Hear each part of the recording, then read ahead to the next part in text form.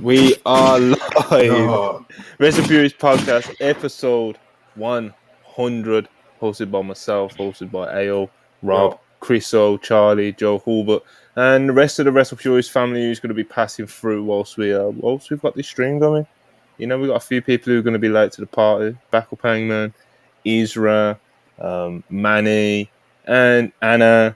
A few more, you know, the regular faces that you're used to seeing on this channel. We're bringing them all in. Special episode 100. Caught the milestone. Don't know how we got here, but we're here, man. You know, we're here.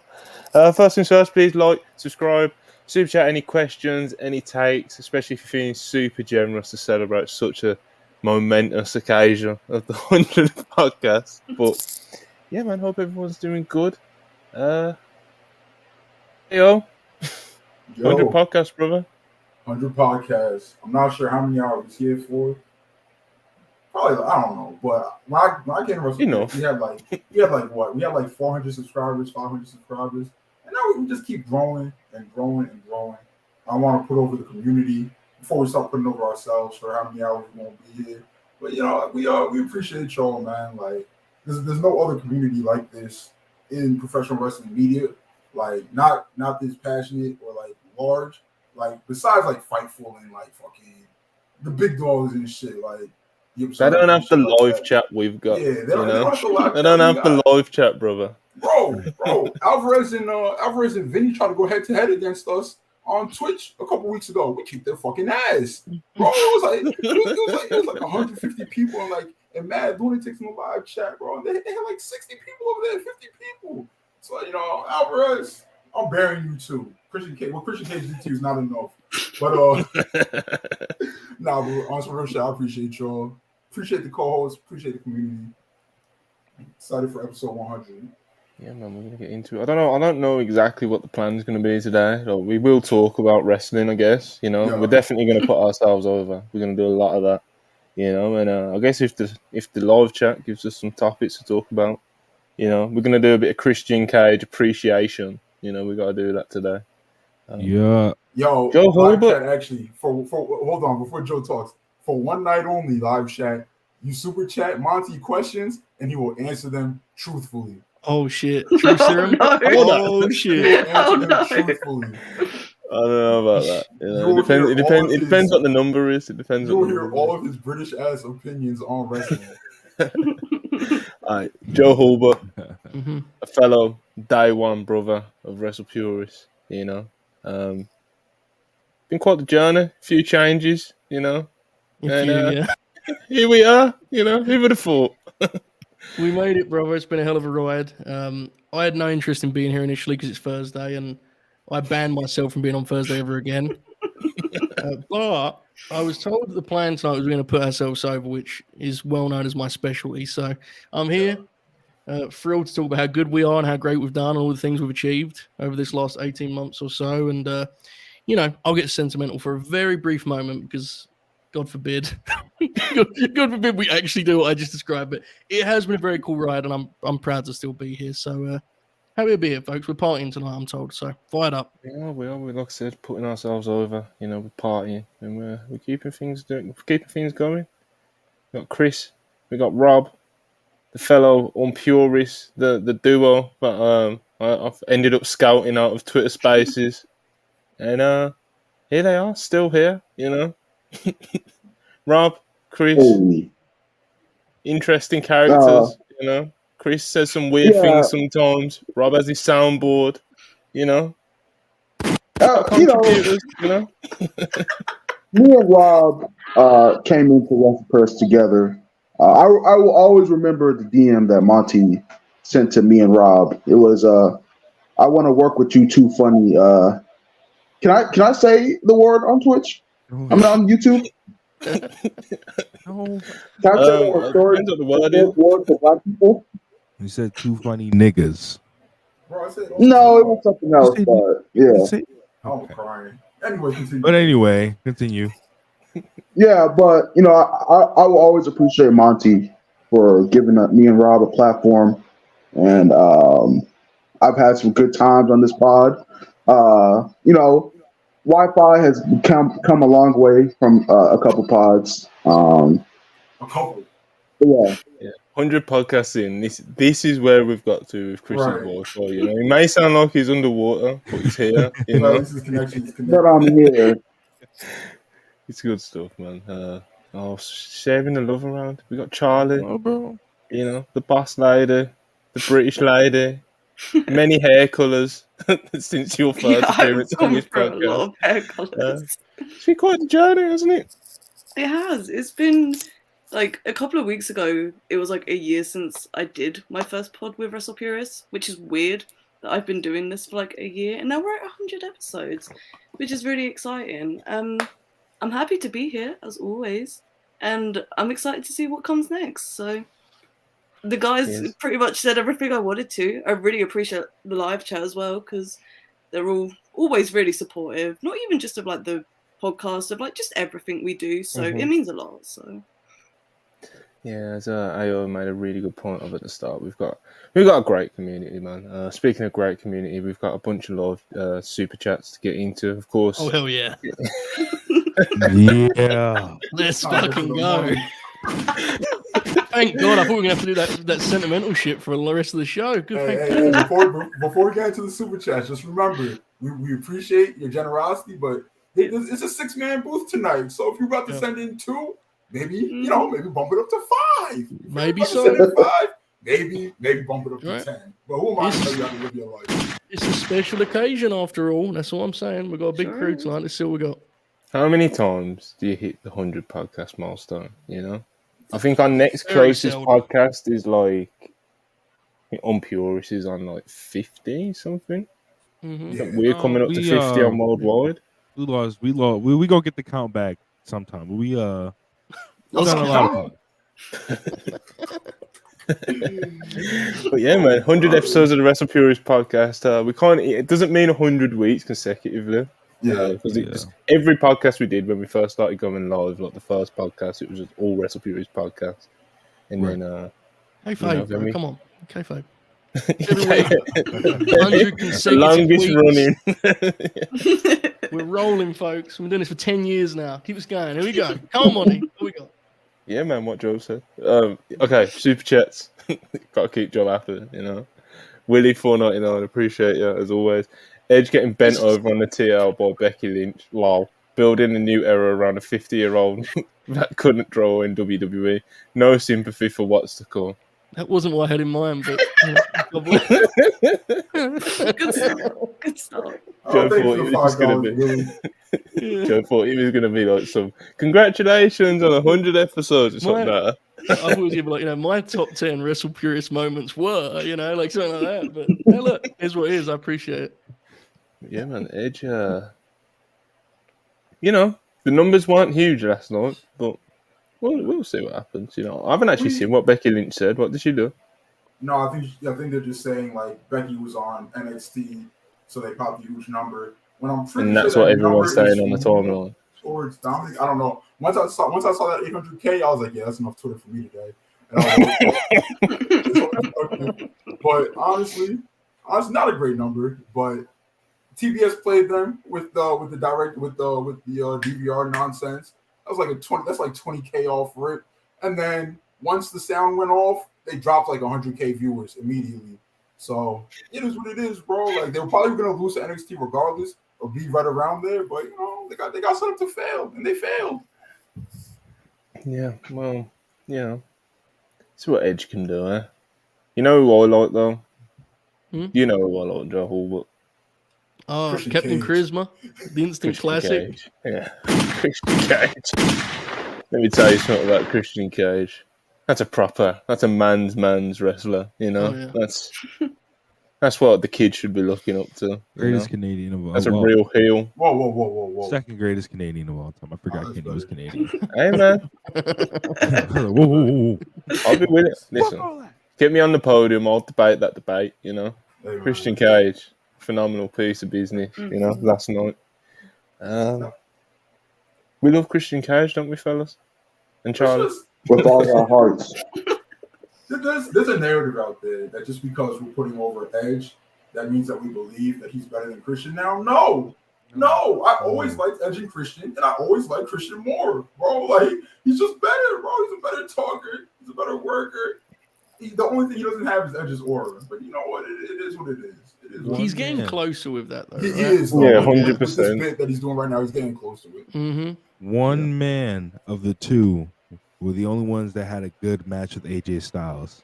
The other one stunk it up at WrestleMania. Yo, them AJ matches. Oh my god. Yo, that AJ match was crazy. Yeah, that was a tough period for our guy Edge, man. Yeah. I actually did like Edge more when I was younger. Like when like Edge and Cena were feuding, like back in the day, like I was a big Edge guy. Always wanted him to beat Cena. But yeah, in recent years, it's hard to look past Captain He needs to Charisma. be a baby face at this point. Edge does in ring, like Edge leading a heat segment at this point in time is not saying any of us. It was really bad when he took those 15-minute headlocks. I can't do it anymore. It was tough because at least when he's a babyface, he's so over, right? Like he just sells. People get with him. Yeah. But to your point, Monty Apps, I mean, Christian Cage, while it has become almost a bit at this point, the way that we talk about him and the way we talk of him, he's 49 years old, and I think it's a very real argument, and it's increasingly becoming hard to even dispute. He's probably the best he's ever been in terms of complete package, which is incredible. I mean, he missed 7 years in the middle there, so That's crazy, bro. it's a great story. Bumps. Yeah, Missed 7 years, barely bumped. Could have 100% just stole that whole segment with just that one line he used yesterday. Yeah. His delivery always just still takes me, Yeah. still get taken back. Well, Christian Cage's delivery after. I've been watching him as pretty much as long as I've been a wrestling fan. Well, definitely as long as I've been a wrestling fan, except for that, obviously, the gap where he was retired. But what a wrestler, what a wrestler. Anyone else got anything to say about Christian Cage? Man. I just want to say, I was an AEW fan at the time where Tony Khan, it was Revolution, where he said, I have a huge signing, and I'm going to debut him, Revolution. Mm-hmm. Some of the names that people wanted and were disappointed in get were John Cena and The Rock. Fucking John Cena, niggas. Kurt Angle at 57, no neck years old. There was Kurt Angle over at Christian. And there's another person, I don't know who it was, but Christian has always been one of my favorite workers because of his TNA run, which it was very comedy. I love comedy heels, like serious comedy heels, not like jobbers, but like heels that have a comedic undertone to them. That's why I like Kenny's world title run so much. Yeah, it like he was so it was so like he wasn't trying to be funny, but he was doing all this funny stuff. I love the Christian Coalition. Shout out Big Tonko. Nigga. I don't think we've all six of us ever discussed this before. When like the hype didn't match the debut in your eyes, did Christian match the amount of quote unquote hype in your opinion? Because to me he did. Like I was like, I expect Christian. Yeah. Like, yeah. I was really excited about it. The one thing I would say is the way they did it, I don't think it helped him a ton with him just like walking out and signing the deal. While it was a cool idea, like it didn't give much of a punch, right? But as a talent, I was super excited because he was. So, bro, I didn't get it. I didn't get the hate, man. Outwork everybody. And he has, nigga. Got niggas online saying he should be the world champion. He has outworked niggas. Should be. Shit. Oh, we got another addition. Got another addition to the party, people. We have Anna DeMarco. Hi. Hello. Anna, how you doing? Episode Hi, 100. You used to be on quite a lot of episodes. Now you're so busy, you're big time, College. We have to book appearances in advance, But yeah, 100 episodes.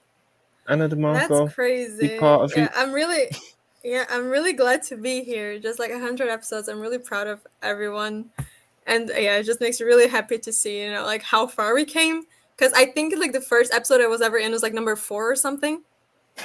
And it's just crazy to me that we're 100 already.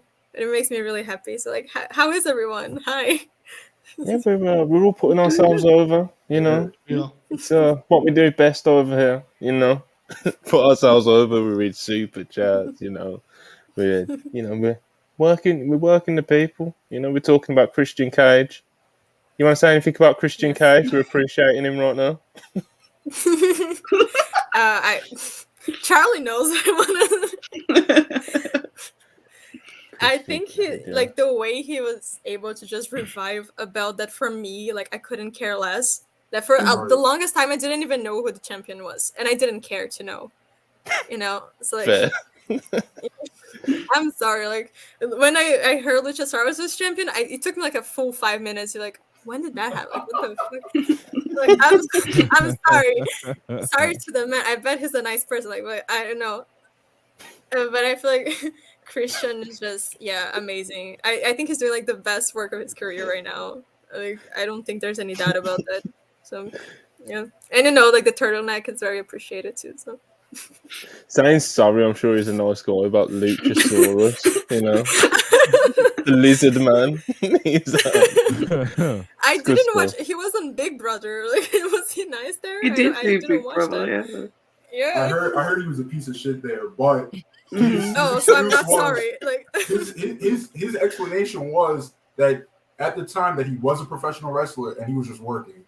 So whether you choose to believe that or not, it's on you. But they said he was a piece of shit. I didn't see any of the clips, but somebody asked him about the piece of shit allegations, and he was like, "Yeah, I was a piece of shit. I was working." The allegations. I remember him talking about it with the Bucks. He was just like, "Yeah, I was just like cutting promos all the time. I didn't care about the competition. I was just like, what the fuck."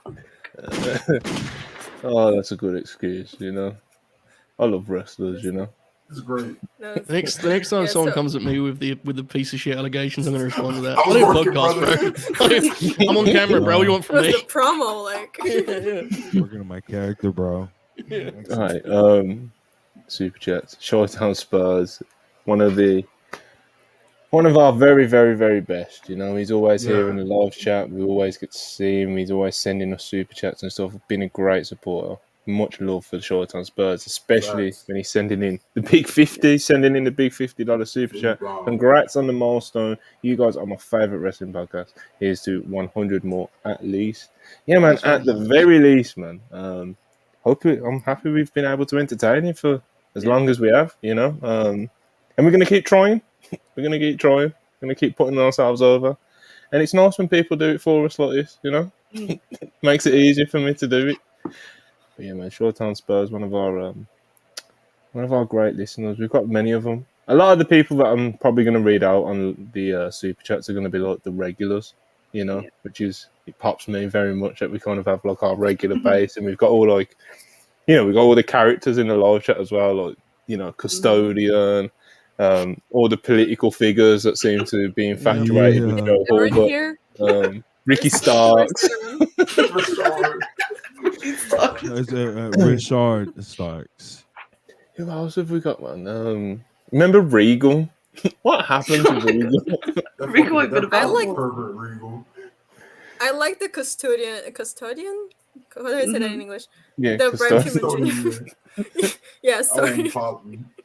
I'm trying to think. There's been others that have come and gone, you know. Princess Diana. The royal family. The whole royal family. What some problematic, you know, some not problematic. You know, Dax Harwood, you know, he's shown up a few times in the live chat. Throw him on the problematic side. I was going to say, some problematic. Dax Harwood with the next words out of his mouth. Throw him right on the problematic side. Yeah, man. I got love for Dax, you know. Hey, man, that makes one of us. Hold on. Hey, we got two here. It's okay. We'll hey, don't worry. When that what was that match that was announced this weekend? Oh, FTR versus Ricky Starks and Big Bill. I'm gonna be checking out what's going on Fastlane during that match, brother. I'm gonna see what Big Hunter cooking up on the other channel. We cooking up. Don't worry. Cooking up, bro. Big Bill, not enough to draw you in. I know. I do like Big Bill. I do. He calls me. He's definitely not the AO match, you know, of the weekend. I don't think. No. But yeah, man, Short-Term Spurs, appreciate you as always. But, you know, with Super Chats are piling up, people. Appreciate you very much. Keep them coming. Also, any questions as well, man. So we got some stuff to kind of like get our teeth into, because I've got basically no notes. I've got like 5 bullet points, and one of them was literally just Christian Cage. You know, he's a good wrestler. He is, you know. Have we talked about Christian Cage as of late? I've not been on Thursdays for a while. We talked about him. I said this in the WrestlePurists chat, but it's just like if you took like the last 2 weeks of AEW programming and you just redacted the titles, like censored them, and then changed up the promos so like the names of the titles weren't in the promos. Try explaining to somebody that Christian Cage is not the world champion and it's actually MJF. Like, you look like a fucking idiot, bro. Like, well, you know, he's doing his comedy skits with Max Caster, you know. Bro, when I saw that bullshit on Dynamite, I got so spiteful in Monty's DMs, bro. We don't need these Twitter bits on national television, bro. Just because something gets fucking retweets doesn't mean we need it on TV, brother. Like, I know it popped a certain section of AEW's fan base, right? But I seen that and I got real British. All right. Oh shit! Grab a headlock next time. How British we talking, brother? I was talking about, yo, what happened to joint manipulation? Like, what happened to selling, Joe? Like, that's what I was thinking. Like, damn, we need to start messaging during these shows, bro. Oh man, it's what it can do to a man, though. You know, it's what it can do to a man. Bits on Dynamite right now. There's a lot of bits. Hey, fuck around. Fuck around, put one of these skits on next Tuesday, nigga. Watch what happens. Let's put a Chacho skit on next Tuesday. Watch what happens. The second MJF tries to start a tofu chant, I'm seeing what's going on in Sean Condon, nigga. I'm going to NXT. What does that even mean? Like, what is that? It's a genuine question. No, tofu. Oh, like, I don't know. I don't fucking know. Is there an explanation? It's like a meat substitute. Oh yeah, do you know? No, I know what tofu is. Anna. It's because MJF thinks that Jay White is bland and boring, like tofu, and MJF then compared himself to a fillet steak. Filet mignon. That's the one. So that's where tofu comes from. NJ is bland like tofu. Bro, these insults don't work when you get cooked on the stick 2 weeks in a row, brother. They just don't. What's the matter, my nigga? Cowboys tank don't move, y'all. Niggas talking about the crowd not quiet, bro. That doesn't matter. On Raw, niggas say tiny balls to the Miz and they start chanting tiny balls, bro. That doesn't mean Drew McIntyre should be the world champion. Motherfuckers talking about. Motherfucker's sitting there with the mic in his hand talking tofu. Bro, it was even worse last night with the fucking Jordan Charlie style. It's like, what are we doing? He done like the Austin thing that he used to do back in the day when he would be like, in about 5 seconds, this whole arena is gonna call you an asshole. No, Steve turned up at some point.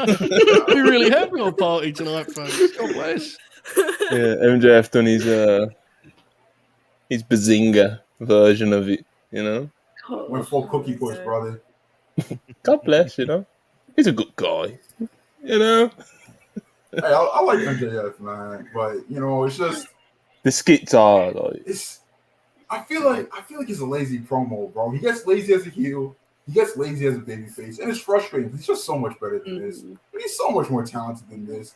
And it's just like he'll go town to town and sports team bad for 15 minutes. Now he's going town to town and leading fucking crowd chants for 15 minutes like he's a fucking cheerleader. It's just, and I'm sure they're having a bunch of fun in the arenas.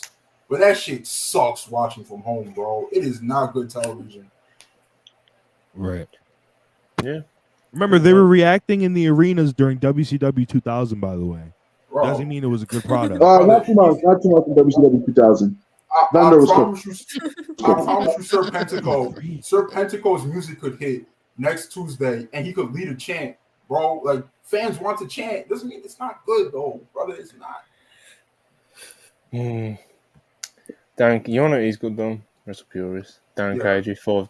WrestlePurists revolutionised my wrestling fandom by helping me meet dozens of friends to talk with about pro wrestling. I'll always be grateful for that. Revolutionised is so generous to what we do. You know, just change Well, the it's the game. Black Panther Party. Look, I think revolutionize is the right word here. Who Fuck else it. is doing it? Who else is let's doing go it with like it. WrestlePurists, bro? This is a revolution, folks. You heard it here first. Thank you, People Darren. buy And now not the Cody gimmicks and Rhodes shit. con. Well, maybe it is like the Cody Rhodes con, because I could definitely see Monty selling this and then just joining fucking the Observer, bro. So, hey, we got the vice president position for you at the Observer, brother. Sells us all for fucking $30. He starts talking about the importance of structure and shit in media interviews. And... Hey, yo, it was just a wild man backstage, brother. I couldn't We had control how to fun. get out of there. We had our fun, folks. You know, it is what it is. I wish him the best. I'll never sell. Darren Cagey, $5 again. Appreciate it. Monty, Joe, Charlie, Joe twice. Ayo, Rob, Chris, Marcus, Isra, Alexia, Parker, Jamie, Merv, Manny, and even Ibu. Thank you, guys. Thank you so much, Darren. Thank you, What a man. squad. What a squad that is. Especially the stars two there. Joes, you know. I think he's very good. I've said it. I think he's very good. You know. He is. I wasn't going to single anyone out, but you brought it up one, so yeah. Jamie Ross, our head writer, £20 super chat. He's way too generous. WrestlePurists simply said, I agree. I'm going to send Jamie a link as well. He's very good. It would be like He's a real good pronouncers kid, over. you know. Jamie Ross is the actual star of the show. Bro, I need the WrestlePurists community to go follow Jamie on Twitter, bro. Y'all don't show him enough love on Twitter. It's just unfortunate. He does a lot for us, man. Yes, And he's support the don't got actual live on workhorse. Tuesdays. Yeah, Absolutely. support He's don't got live on the man Tuesdays. behind the scenes. He also done a great Stardom guard as well. He's the So go best. check that out. Yes. But yeah, What our we head do here writer. is the glamorous part. We get to come on and talk shit about wrestling on podcasts. But Jamie's doing the actual like craft behind the website most of the time, you know, which is, he honestly does deserve a lot of love for. Where is Jamie Ross? But yeah, go follow him Did at Jamie anyone- Ross Oh, WP. sorry.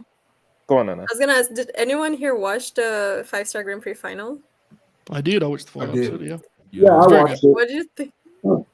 What do you guys think of the Suzu winning? I'm super detached, so I haven't got like Oh. an investment. Go ahead, Ayo. I do not have an emotion like Joe said. Yeah. Like I watch the products, but I don't have like an emotional Right. tie to her or Makai. Anna just wants So to it's get a take off, I think.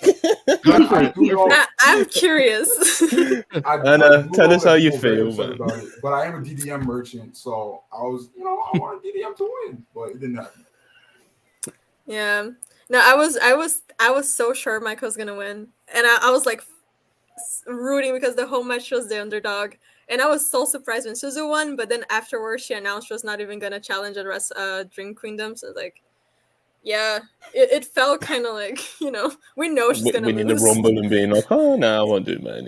Yeah, I'll challenge at Backlash. Ooh, it was like like, what the fuck? So you kind of know that she's gonna lose because Stardom like. They changed the plans, but not actually. Their idea is still to have Saya challenging Tam, so they're like, whatever. Let's just put whoever there. But I still think they could have put Micah and then just have her go for the white belt. For me, it was just I understand. I was really happy for Suzu. I think she deserves it, but for her to just lose, not even at the big event, it is kind of like. So yeah, but it was an amazing match. Yeah. I was really happy for her. Like the fact that she's that young. And she already won the 5-star Grand Prix is insane. Just shows like how much they see like potential in her, which is completely fair. But yeah, it just sucks knowing that she's gonna lose either way. So, but wasn't like Manu or someone else hasn't half of the top stars gotten injured in his tournament. Yeah, Utami is out, Saya's out, Natsupoi is out, Starlight Kid is out, like just all of them. Brutal that is, man. Because apparently like the first plan was for Saya to win, and I think after her it was like maybe Utami, but like not sure, and then both of them were just out. Insane. Yeah. Oh man. So Julia's okay. Who's actually okay? Is Tam okay? I'm concerned about Tam. She's fine. She's fine. We'll see. Yeah, she's really good, but I think like I want to see her losing the belt at Dream Kingdom. I don't know to who, but I want to see her losing it. I think So it's who's in time. contention at the moment? Saya, if she's back, but isn't her injury like really bad? Yeah, her elbow just like went Ugh. completely gone. So maybe I think they're still holding out for her. Being very honest, because Hasu, when he makes his plans like that, like long-term plans, he likes to stick to them. You know, if something changes in the storyline that makes sense, for example, with like Shuri and Utami, it just made sense for Shuri to be the one to take the title, even though that wasn't the original plan because of their match that was became super famous, and with Julia being injured as well. But I cannot see like anyone now. If someone has an idea, like you can send it in the chat. But I think they're still either holding out for Saya. If not Saya, I would say Utami again. And that's just me. It'd be nice to see bringing Saya That was the wrestling stardom analysis talk, on like- this show, Anna. That was Real analysis. that was real wrestling. I opinions just there. been holding on. I was watching that match and I was screaming like, "Let's go, Micah! You Like could it's tell, time. yeah, It's about fucking time." You know, like I Monty was so nailed that. shocked. You were so ready to give your take on that, right? Like you were just ready to Yeah, let go. sorry. I appreciate it. Like, We have been Isra. joined for the Isra first has joined. lady, Isra Hello. Rollins. What's I'm up? not sure how good her connection is. Yo. What's going on? No, we're kind of like seeing extra images of you right now, but I think you're okay now. Hold on. Let me turn on. This is yo. Where are you, Isra? I'm outside. Let me turn on my 4G. Hold on. I mean my Are you You remember when she came into a podcast before and she was like running around the streets of New York Yes. saying Seth Rollins. She was prancing around the streets of Brooklyn, just cursing up a storm, harassing the locals. My people were terrified, bro. That was Right, so amazing. what Isra sorts out whatever she's got to sort out. For some more super chats, we've got to speed through these, man. Zaid 94.99, appreciate it. Congrats to 100. Here's 100 more crew. The diversity and variety of opinion is what separates this platform from others. Punk/Cody/Brian FDR, better than the elite. All right, well, I mean, come on. Nigga, you don't believe that. Cody He doesn't, is bro. part of He the doesn't. elite. He is still part of the elite, by the He way. used to carry. You're he on used to top. carry Not anymore. me. Not on Tuesday night, he's not. Oh, man. Yes, he is. We're rocking with Cody. If Kenny and the Bucks are on, we rocking with Cody. Yeah, we walking with Cold Dog. Oh, wait, Hangman's on. Never mind. Sorry. Yeah, oh yeah, never mind. We rocking with Hangman. Fuck Cody. Appreciate you saying Nadie again, 199.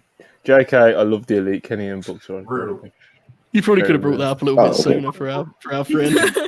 Target content here, brother. You know. Well, I'm in two. How do you think we get to 100 podcasts? You know, You're right. I trust the process. I was bro. thinking, cool, $5. Appreciate it. What's going to be the best and worst matches on Fastlane? # feed that people. What's that? Um, The only match I know is that 6-man, and that's probably going to be incredible. The New Hurt Business versus Rey Mysterio, Dragon Lee, and Santos Escobar. That's probably going to be really It's good. gonna be good. I have high hopes for the women's match, so I just hope they give them Yeah. time. Let me see the Fastlane card. It's Io, Are we Asuka, and working? Charlotte. yes, you're working, Israel. You good? Yo, the very first episode of WrestlePurists that the first lady ever did was episode number 23, and this was in 2022. I think it was June 16th, right? Still one of my favorite podcasts. That was like mad long ago. That was the iconic podcast. You know, it was like all of the podcasts that I be on are iconic.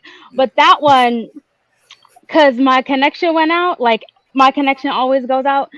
And that's when Eva was like, no, and like raging in his little corner. Blood curdling screech. No. He was like an Next excited one out. teenager when he was That was first bringing Isra on these podcasts. He was like, yeah, getting Isra on, bro. Like, Yeah. And a year ago, and yo, this is also a WrestlePurists Diva reunion because a year ago, well, almost 11 months ago, was the very first episode of WrestlePurists Divas, the most unstable cast on WrestlePurists because we can never be on the same At the page. same time. Like, I mean, that's what happens when you put divas together. Like I be on my own time, and I respect that you're on yours. So you know, it's nice when we get little reunions like this because that was a sprint, not a marathon, but it was really fun. And I love the both of you. Love you. So what else do I want to talk about? What else do I want to talk about? No, because let me tell you something else. Okay. Has my connection been good? Yes. I thought the very first episode of WrestlePurists was gonna be just like a little one-off, just something to just do just for whatever. Because Ibu been begging, like for a whole month begging me to like, I don't want to get into all that, but I'm like, I'm just gonna do this one little time and like, have a time and then just like move on with my life. And then I got so tangled up in this shit. I was on here consistently. I had secured an interview with a legend. I did my own shit with the girls. Me and Ibu A now we're doing Face Off, and it's just been nonstop ever since. Like my back hurts, my knees hurt. Your knees. Don't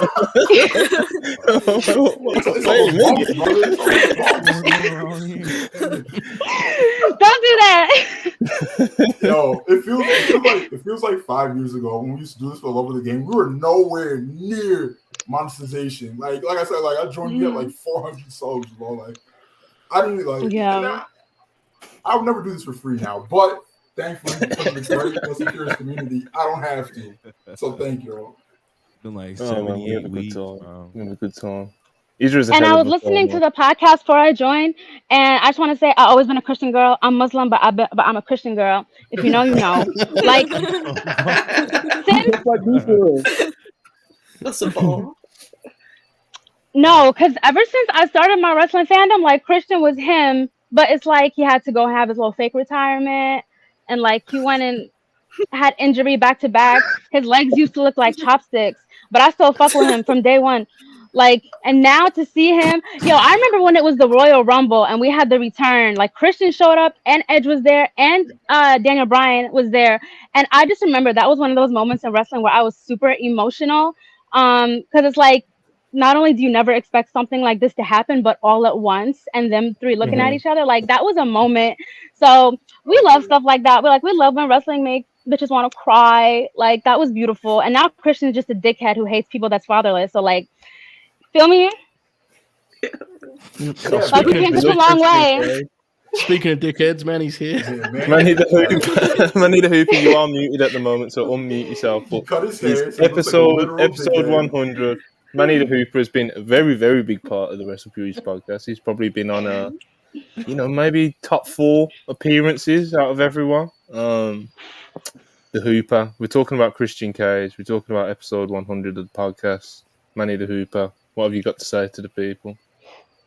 Man, I forgot I was supposed to do this, man. I got out of work like 10 minutes ago, and I was on the highway, and I said, "Oh fuck, I gotta do this." I said I was gonna do this running, so I just pulled over in this gym parking lot so I can say what's up. We probably would have still been on air when you got home from work, man. Look, man, I'm gonna tell you something right now. I've been up since 4 o'clock this morning, and I haven't eaten anything. Jesus Christ! Every time I was about to go on break today at work, they just said, "No, not yet, not yet. There's more cars coming." And I said, "Fuck." All right, bro. No one stopped me from taking my fucking break. I thought you were wearing a kufi. No, it's just a beanie that I wrote up. Yeah, I'm like, mashallah, brother. Like, when do we have like a new Muslim convert? My bad. I was about to say it suits you. We're converting people on this podcast today, all right? Well, episode 100, let's make a splash, My brother was a converted Muslim when he was in jail. So, I mean, Love that. Yo, Manny the Hooper and his family law is so funny, bro. Manny the Hooper's brother-law is like incredible. It's the craziest lore.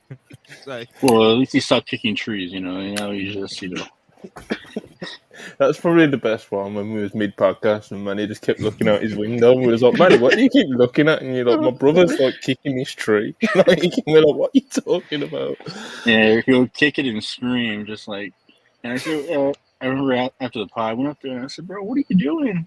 I'm trying to record a podcast. They can probably hear you yelling. He says, well, they can hear my war cry. I'm laying at this. It's like, I'm like, bro, fuck, man. I'm fucking crazy. So whatever you got going on is genetic. Yo. Special thing. Okay, we've got the 10th member. Yeah. We've got Jamie Ross. We're here. We are here. We are here indeed. Jamie Ross, the head writer, who we was just putting over huge. My favourite Scouser. Jamie Ross, 100 episodes of WrestlePurists Podcast. You've been part of the family for a while. How are you doing today? I'm doing great. That's a pop in for this special occasion. I believe this is my first time ever on Thursdays. So, Oh, you know, Wow. I'm welcome to the big leagues, debut. kid. You Welcome. know, I'm the big Welcome. debut that you say for the big episode. You know, Look at us. doing good. Look at us squatted up 10 people on screen. The podcast hasn't gone completely off the rails yet.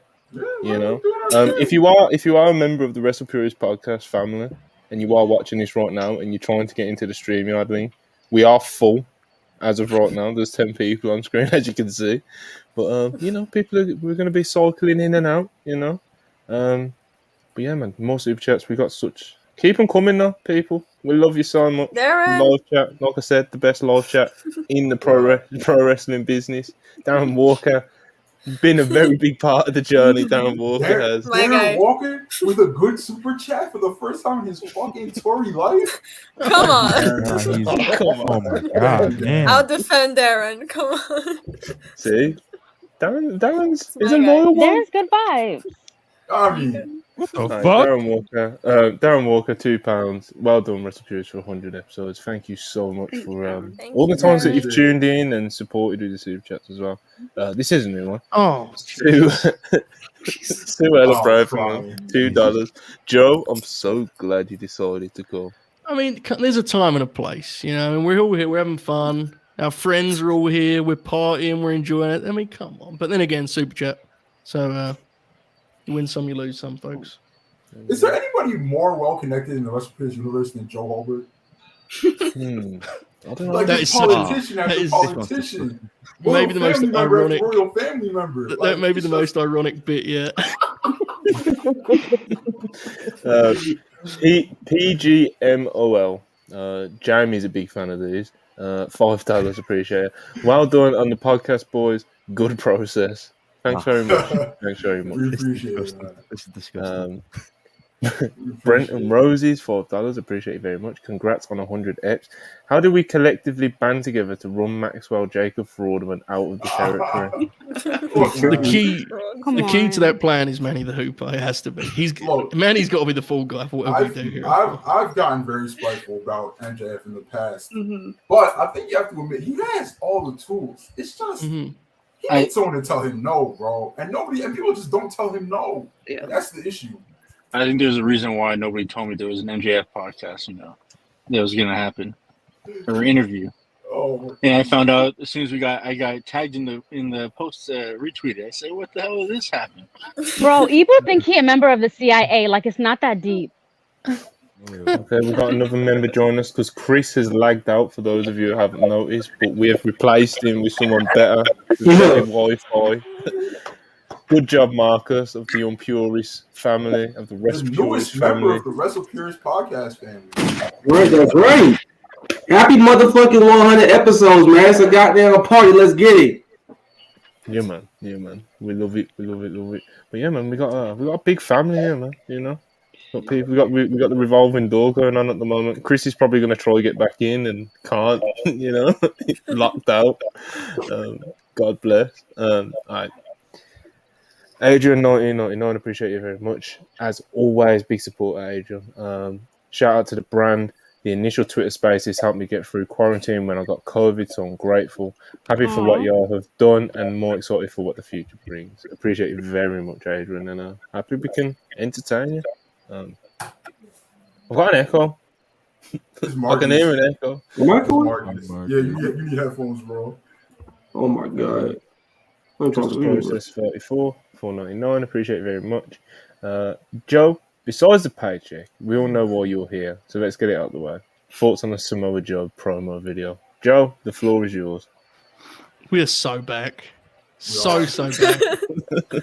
Like, they blew up, they finished his title program with Max, and then 1 week without him, they were like, we need the big man back. You know, we need to figure out a way to make sense of a rematch.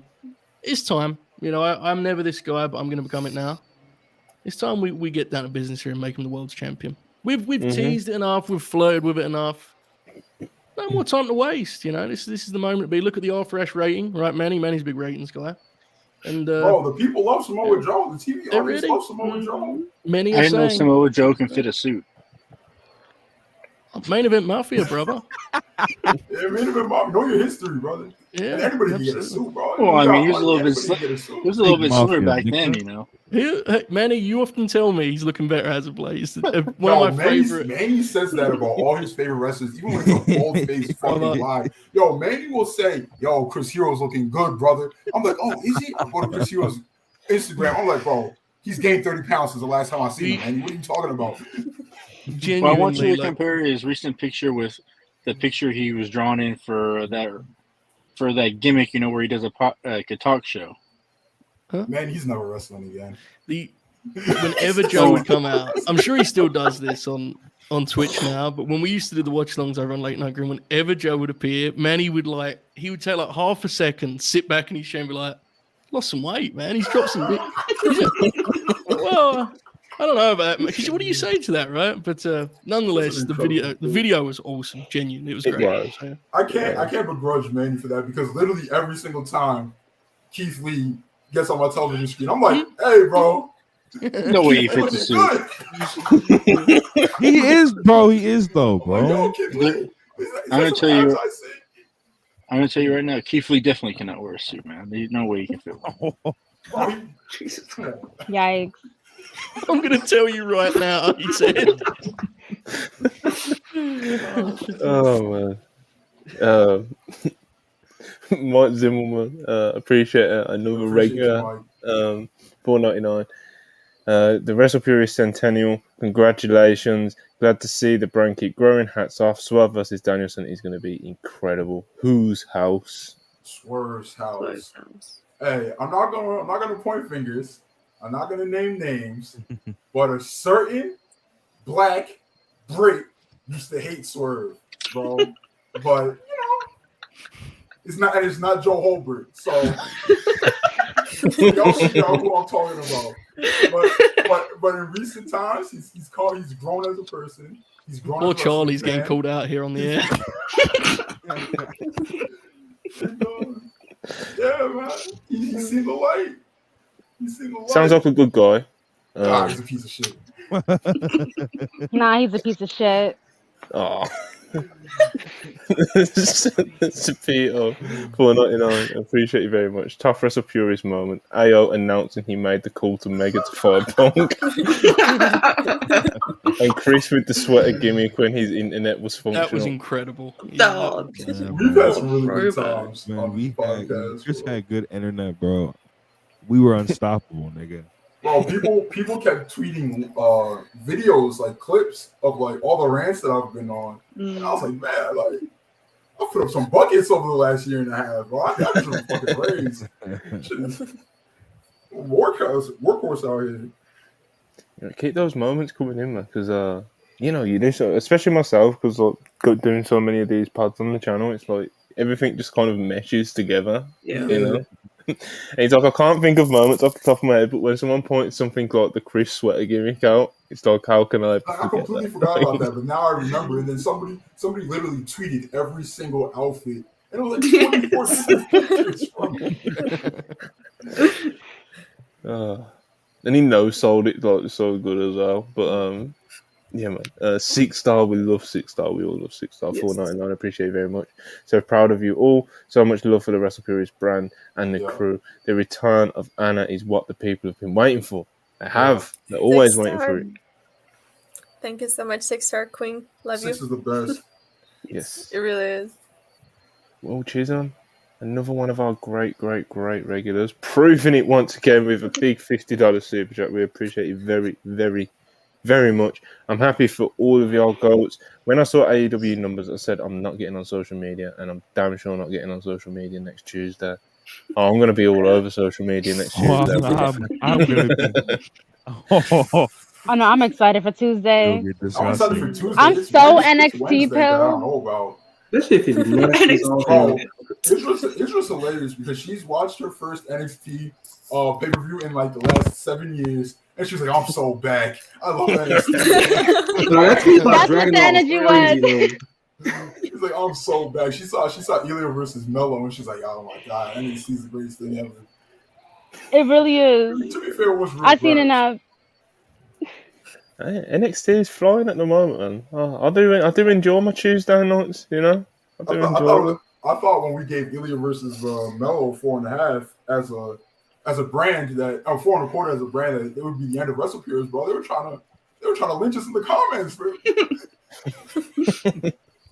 They were onto our case a lot about that one. If I'm being honest, I was actually surprised it only got 4.25 myself. I thought it was going to get 4.5, but you know, I gave it 4.5 or 4.25, either one of those, so I can't be blamed for this. But I have a question for the class. Okay. When Cody Rhodes had made the declaration that he's aware of WrestlePurists, how did it make what was all of your reactions to that? Because I personally fell to my knees and I was gonna throw up. I was like, stay the fuck away from me and my loved ones. But everyone's opinion is valid, so go ahead. Same here, so I was very disgusted. Just thought it was funny. Of course he knows he's real. You know, the real know about WrestlePurists. You know, they know. They all know. I was told that Kenny Omega has seen my Triple H and Tony Khan rant by a very reputable source. So, you know, at that point, it only goes lower from there on awareness. But people like Cody, they don't get off Twitter, bro. Like, he had like 2 burner accounts and shit. He probably has like 7 more now. Like, of course he knows. Yeah, you'd be surprised. You know, that spiteful tag in a tweet the next day was hilarious. when he tagged like all the media people, he tagged WrestlePurists. That was hilarious. What was that? Was that after SummerSlam? He announced I have an announcement to make or something, and like posted a picture and like tags like The Observer, Fightful, Us, Wrestle Ops. I think maybe I don't know. It was the wrestling accounts. It was Us, Fightful, and F4W, and then everything else was like USA Network and all that sort of shit.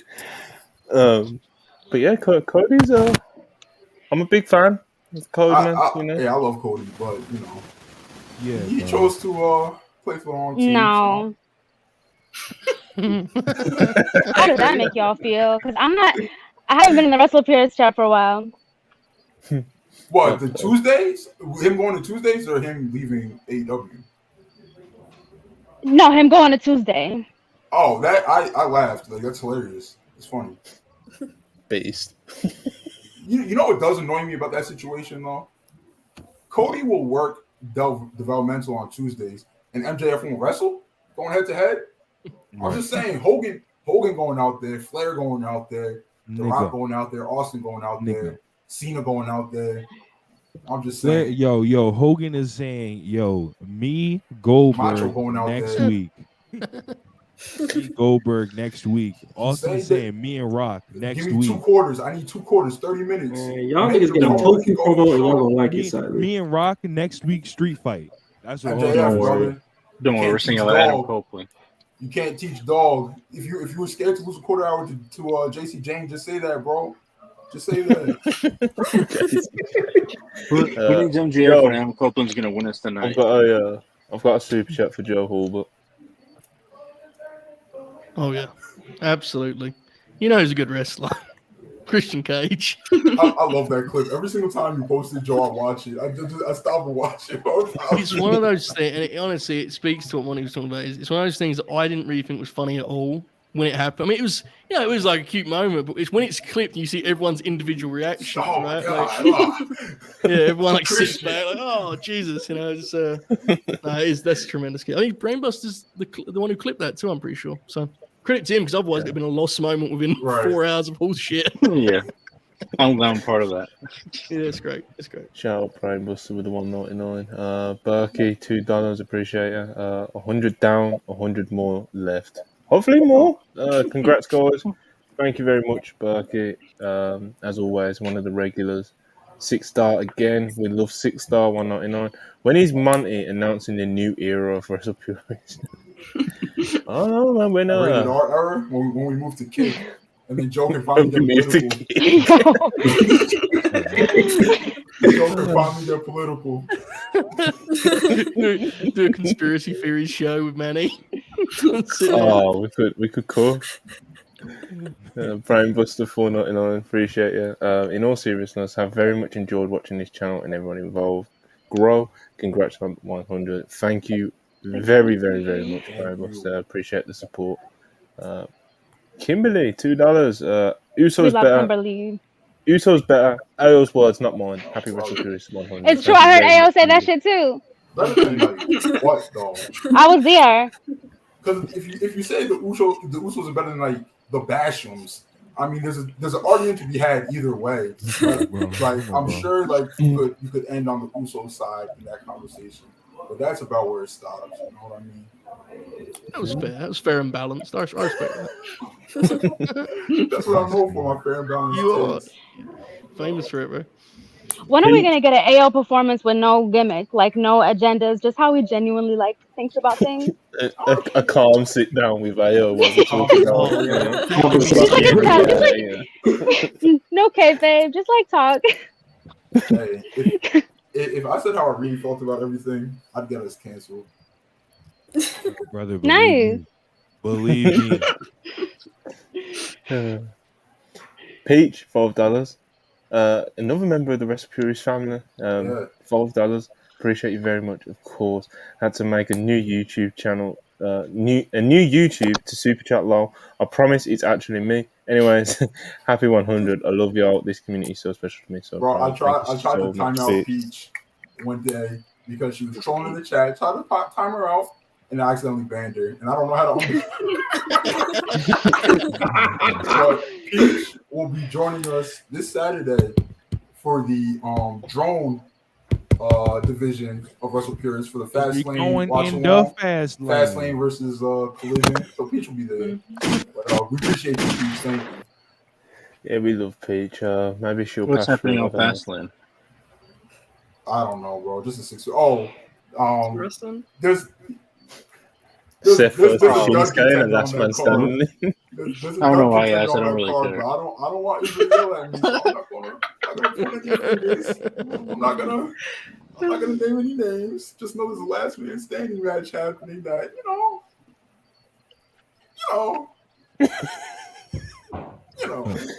3 1/4. Yeah, 3 1/4. Yeah, nice. Dr. Furs. I don't know what's MX 200. What is this that I'm looking at? I don't know, but it's around $10, $20, I believe. I think I'm being attacked by birds. We've got the orange super chat, so we assume it's around $10, $20. Appreciate you anyway, regardless of what it is, Dr. Furs. Love you, buds. Here's to another 100. Appreciate you very much. We appreciate you. Yuzura Hart, $5. Appreciate you very much. Congrats on 100 episodes, guys. MJF last night reminded me of The Rock. 2013 Rock calling Punk Cookie Puss. Oh my God. His promos on his hand. Yuck. Bro, Kwame literally like messaged that to us last night while the promo was going on. He was like, "This is Cookie Puss." Guys, this is scary. There's a whole bunch of birds coming around my car. Man, you good? Man, have you ever seen that horror movie Birds, where it's like just a bunch of killer birds running around and killing people? And like... No way, man. He's seen that. No, man. Not see. They're crowding around the car. One has like a Stay Rice calm, Krispie Manny. or something in his hand. Manny, remember your key motto. What would Rogan do? Just stay calm, bro. Don't give a fuck. This is like Resident Evil. This is like when they run around the fucking bus. Whatever, man. Showtime Spurs, $5. Appreciate it. Personally, I find tofu adaptable and diverse, whilst filet mignon is often small and overpriced. Good analysis. Good analysis. Imagine Jay White responded with that on TV. I would pop. Yeah, me too. I've eaten tofu like once in my life, and I was like 12 years old. I don't know anything about it. Filet mignon is often small and overpriced, though. Huncho, $1.99. The Stanford Merchant on a Dynamite review. Tomato. Huh? Wait. That was Mexican pesos and Mandy didn't say anything? Bro, I'm worried about fucking birds. I'm worried about the currency. Pesos. I figured it was pesos, because what else could MX be? But I was like, no. Man, you would tell us if that was pesos, surely. I guess not. I was kind of hoping, but you get what you get. How many pesos was it? 200. $20. Hey, Thanks, I man. just appreciate Mexico. Thank you. He said that so confidently, like Grove said Christian, that to us. Christian Cage delivery, you know. He said it like he was making a deal with us. $20. Take it or leave it. $20. Yeah. Say, this is my best offer. This is all you gonna get. Yeah. Shrugged his shoulders at us. $20. Another one of our very loved Yeah. regulars. Bam, Shout out been to Bam. supporting from day. Appreciate you very much, and Shout out to Bam. massively appreciate you for the $100 super chat. 100 for 100. Keep up all the great work, WrestlePurists. This is for the funds to keep talent, Monty. Just kidding, lol. The bidding war 2024. Yeah, EB's already trying to talk to other parties. I'm not Y'all proud see of him him right twerking now. for What Culture every day on the timeline.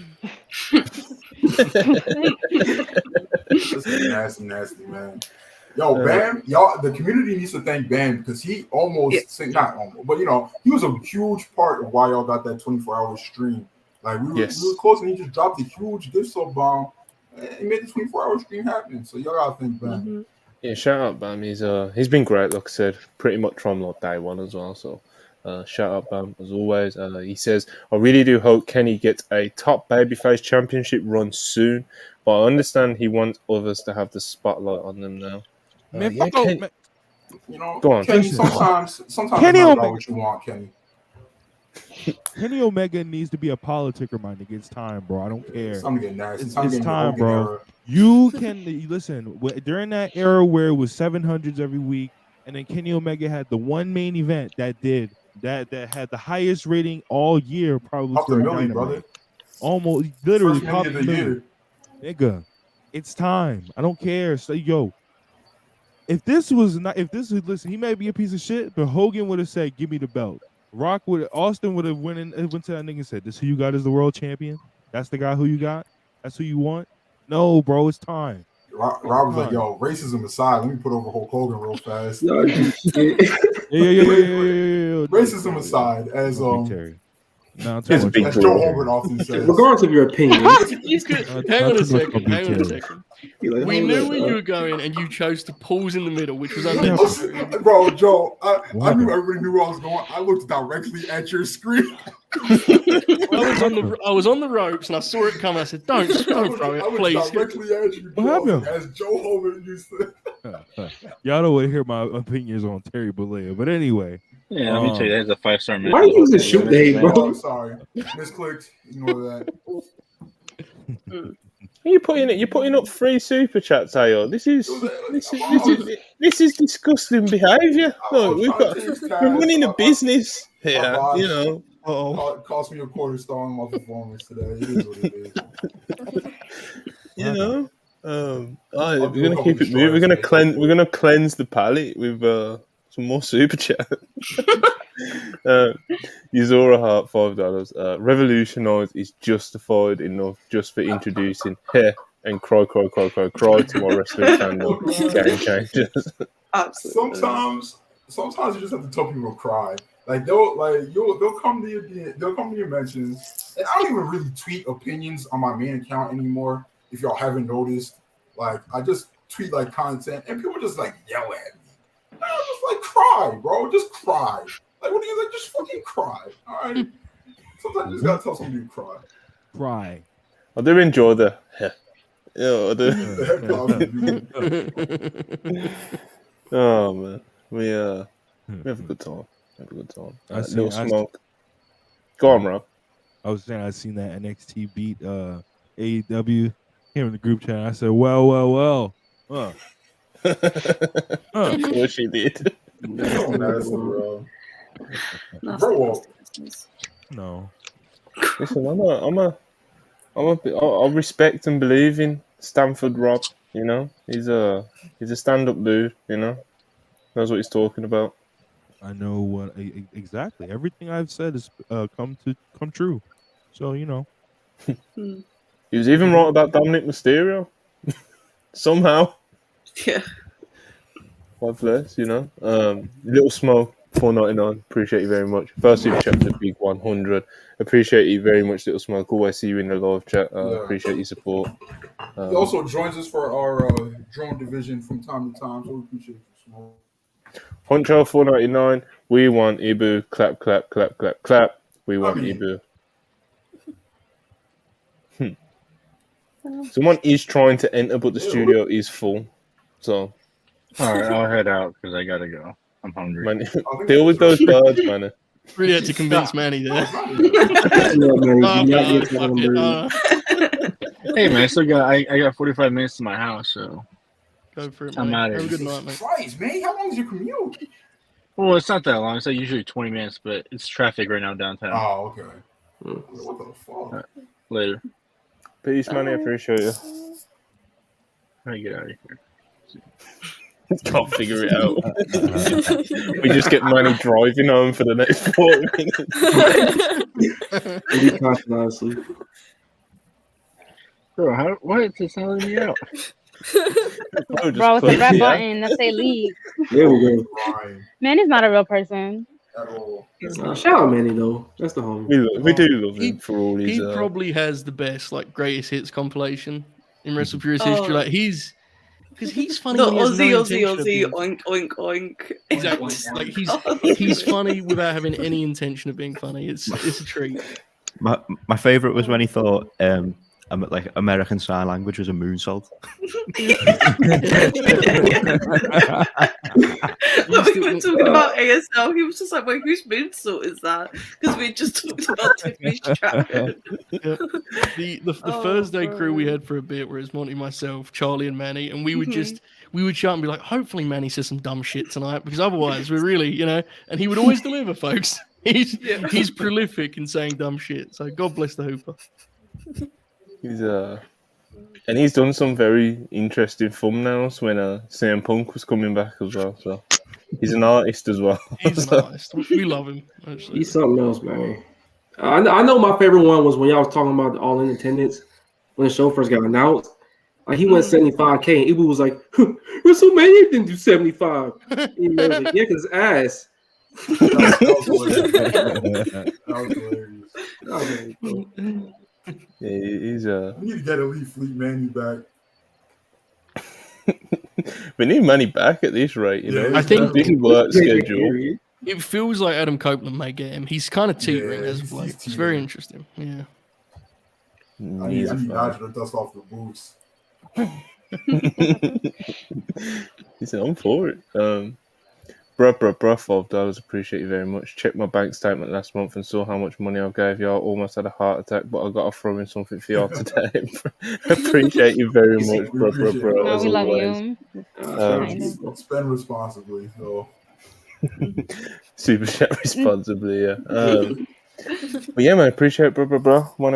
Another one of our very special regulars that we see a lot in the live chat, even if he's super chatting, normal chatting, see him a lot. So appreciate the support. Alexia, of course, part of the WrestlePurists family, probably be passing through at some point tonight as well. $4.99. Appreciate it very much. WrestlePurists for life. Damn right. Once you sign with WrestlePurists, you can't get out the deal. I've heard that. Yeah, that's what my lawyer told me. It really is like selling your soul. You got those. He said that too. Over here, right? Nigga, Monty think he should or something. Yeah, well, those ironclad MLW deals. I remember saying to him, like, look, man, Roger's got a good offer on the table, and he didn't even say anything to me. He just walked away. I like you on those Court Bauer deals, man. Well, hey, listen, protect my privacy, man. Let's move on. Yeah, the idea of podcasting with Raj, Alpha Kuno, and who else? Yeah, Disco is regular that he has. That's crazy. Who do you think could make it in the real wrestling world? The real wrestling world. Who do you think the WrestlePurists family could just jump on a Fightful podcast with Denise Salcedo and Sean Rossap? Charlie could, Joe could. He's retired from that life, and I think you could, Monty. But that's about it. I mean, on a podcast, I guess Evil could, but I don't know, bro. He needs somebody to screen his tweets before he sends those off. know. Ibu's an interesting cat. Oh, and Anna, of course. That's about it. No, Anna's a real professional, you know. I don't know what to say to a lot of the things that happen here. I'm just that's a compliment to you. Never forget that. But I'm always having fun, you know. I feel like I'm just sometimes I just feel like I'm in the chat, but inside the podcast, you know. Mm-hmm. Yeah. But it's just great. I'm just vibing all the time. Yeah. Bad Company Bill $4.99. Appreciate you very much. Shout out to you all for being the soundtrack to my night shift. Here's to another 100. Appreciate you very much, and happy we can be that soundtrack. Andrew the Giant, another one of our very special regulars that we see all the time in the chat, supporting £5. Israel coming on right before the rest of the panel. We're gonna say Seth freaking gonna have the worst match at Fastlane with Beast. Is that true? Yo, my senses. I got these this sixth sense in me. Like I always know when to pop out. So that wouldn't surprise me. But yeah, it's true. But you know, it happens all the time. God bless. Glick Foley, another one of our very special regulars. $9.99. Mate, did I botch again? Oh, I'm sorry. Come on, man. Glick Foley, $9.99. Appreciate you. What are some of the worst and best takes given during the first 99 episodes? And who is the WrestlePurist take giver of the year? Any calling all in the series finale of AEW was my take of the year. Honestly, take of the year might be Rob saying Dom good when he was a complete fucking shitter. Like Rob always believed that Dom Mysterio would be somebody one day. Listen, all my niggas that I believe in, I'm telling y'all, they gonna prosper. Manny guessing the all in attendance was very beast. Yeah. That was probably the best prediction, but the actual best take. I don't know. That's a tough one. That's a tough one. Best I know who doesn't have the best fucking take of the year. Back up Hangman. some of Backup Hangman's creative pitches have definitely got to be up there for worst takes given during the first 99 episodes because Hangman's booking is just insanity, you know. He's Hangman books for an audience of one, and he's just like, y'all don't think people would fuck with this? No, bro, you're insane, and you're the only one who would like this. Like this is terrible. Red Raider Dre, $1.99. Appreciate you very much. Shout out to the brand for reaching 100. Big business. Appreciate you very much, Dre. And you are these rupees? Yes. 100 rupees and you rag. This Dynamite was rough at times. MJF J feud isn't doing it for me. Omega Don feud is boring after the Chris Summit integration. Christian rules. We've kind of got lucky with not doing a full-blown Dynamite review today. You know, we're just putting ourselves over instead. Never got another AEW interview again. Without bad. I will say I don't know if boring is the right word for the Omega Don feud, but it's being mismanaged. Don Callis being the main character of the heel side is not good business, even though I love Don Callis as a manager. Bro, it really seems like Don Callis and his lackeys right now. I don't like that, bro. I don't like that. Yeah, I feel like it's getting Callis over more than anybody else, which kind of sucks. And they try to give Stoke heat for doing that with the Firm, and that's not what he did with the Firm. He put them over like crazy. Like he made people look at people that nobody gave a fuck about. Nobody cared about Ethan Page at the time. Like, what the fuck was Lee Moriarty doing? Like, and the Omega Don angle yesterday, it got heat at certain parts. Like obviously when he clapped him with the fucking the steel chair. And there was certain points where the crowd would boo, but that beatdown was so prolonged, and it just lacked a serious amount of heat that it needed for it to go that long. Bro, Kenny got fucking lynched, Brian. When they were in the stands, like when they were in the crowd, and it was like Hobbs and Kenny, I started looking at my phone, bro. Like it was just like, all right, man, like this is taking a bit long. Well, Kenny getting clapped with that obviously gimmick chair that had neon tape on it. to show everybody that it was like to show the performance that it was gimmick, and people just crying on Twitter was worth it. 1 second, I'm just writing a message. Someone feel dead air. There's 10 of you. Sorry. Alexia's here now. Yeah. Of course. Alexia is landed. Alexia, we all put I think over, Ibu's trying to. I think Ibu's trying to join. He just messaged me. That's how I messaged you. Yeah. Tell them we're all full. But yeah, Israel, you muted. While we're doing this, I 34 said Ibu no souls his own I quit stick, bro. I got so frustrated during that time period because he was like, "Yo, I'm getting off of Twitter, taking a month or two off, bro. Gotta recalibrate. Gonna take a break from WrestlePurists Podcast, bro." This nigga tweeted every single fucking day of that quote unquote stick. GM'd us every single fucking day of that quote unquote stick. Was in the podcast live chat every fucking podcast, bro. If anything, he was more online during that break than when he was. Nigga, we had to kick him out of the group chat. Yeah, we had to kick him out of the group chat. He called himself Cactus Black for no reason during why are y'all exposing him? I mean, yeah, what it is. That's what he did, right? I have to leave soon, but I don't want to be blamed for Ibu joining. Like, that's a tough one. That's a tough one. You're in a predicament. Ibu he's banging on the door. That's okay. No, I can cycle out, and then you can let me know, like later. So I'll see you guys. I'll let you know. Israel will be back. Ibu's unfortunately going to kick the door down. I'm going to tell him to try again now. Okay. More super chats. Huncho again, appreciate you. He says before 99, Joe, the veteran Hulbert, the WrestlePurists work with the hours this man put in, carried this company on his back. John Moxley.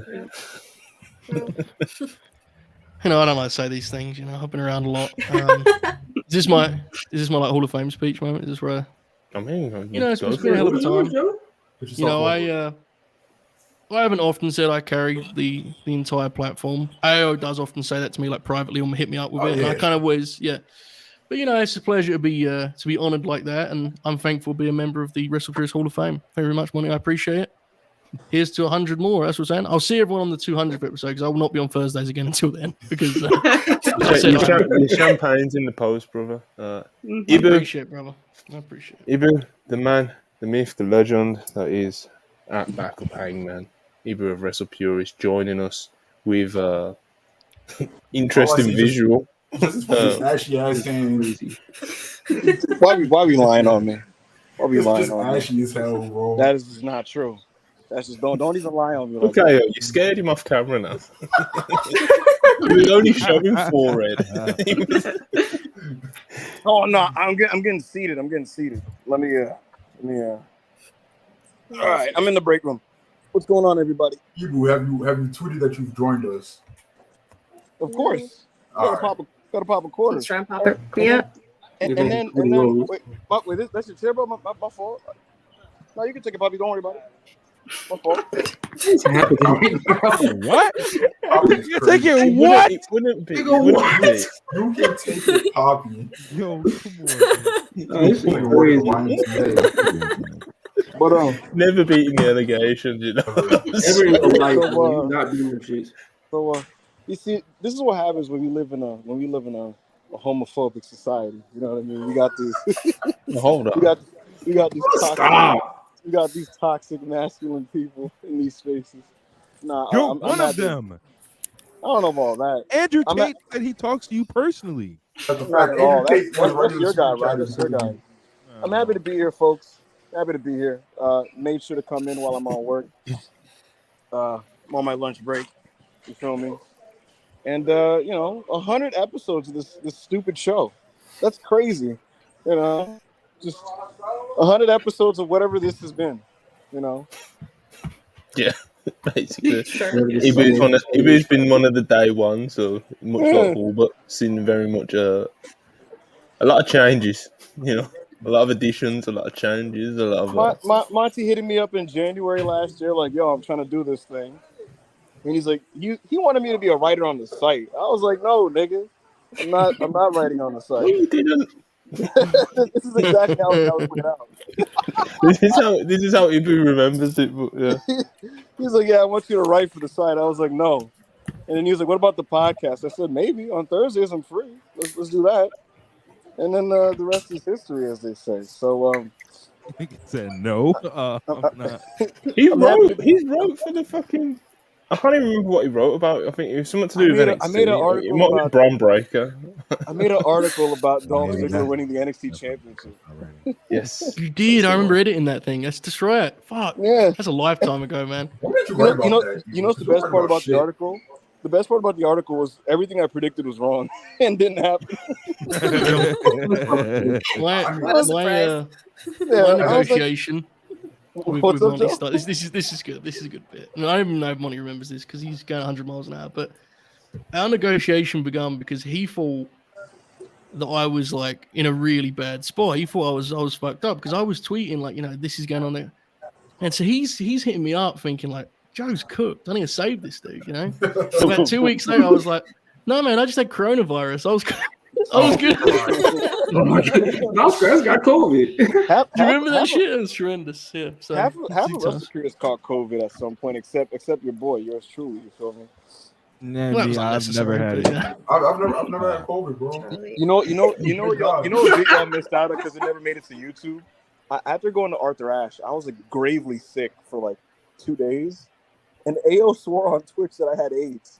Oh yeah, you did. He just kept telling people I had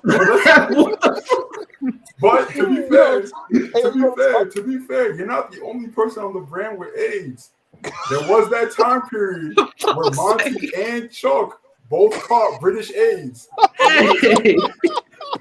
Here we go again. I completely forgot about this bit until you did that lead in. Monty and Chuck both caught British AIDS. It was running around. It was running around the continent like wildfire. Joe, Joe's a smart guy, man. You gotta. Thanks, man. Protect yourself out here. Joe was moving right. The crazy part is certain other Brits wasn't. Jamie was doing what he had to do. You know what I'm saying? But here's the crazy part about this, though. AO was implying, based on the timeline, that the AEW locker room was just doing me crazy. And Yeah, they had that nigga over the balcony. Like that is insane. Yeah. But as I look at all the faces on this screen, right, I just think about how ghetto WrestlePurists is as a fucking brand. There was no contracts or negotiations. We just looked at people and said, "You want to be on this podcast?" And it was like, "Yeah, all right." And then it just kind of happened. Wait, do you not have a contract, Ibu? That's what I'm saying. We're pretending to be official and shit now. Nigga, this is a raggedy ass fucking brand. We just, why is people just burying us? Why are you burying promoting? The guy that is currently sat on his bench at work, giving up tables, never on camera. This is a piece of shit show. You know what it is, bro? His feelings got hurt because I told the truth about his hiatus. No, that was false, by the way. The real reason why I didn't lower the camera was because I didn't need to hear AO comment on the food I was eating. That's all it is. I just know you got a 13-inch glick.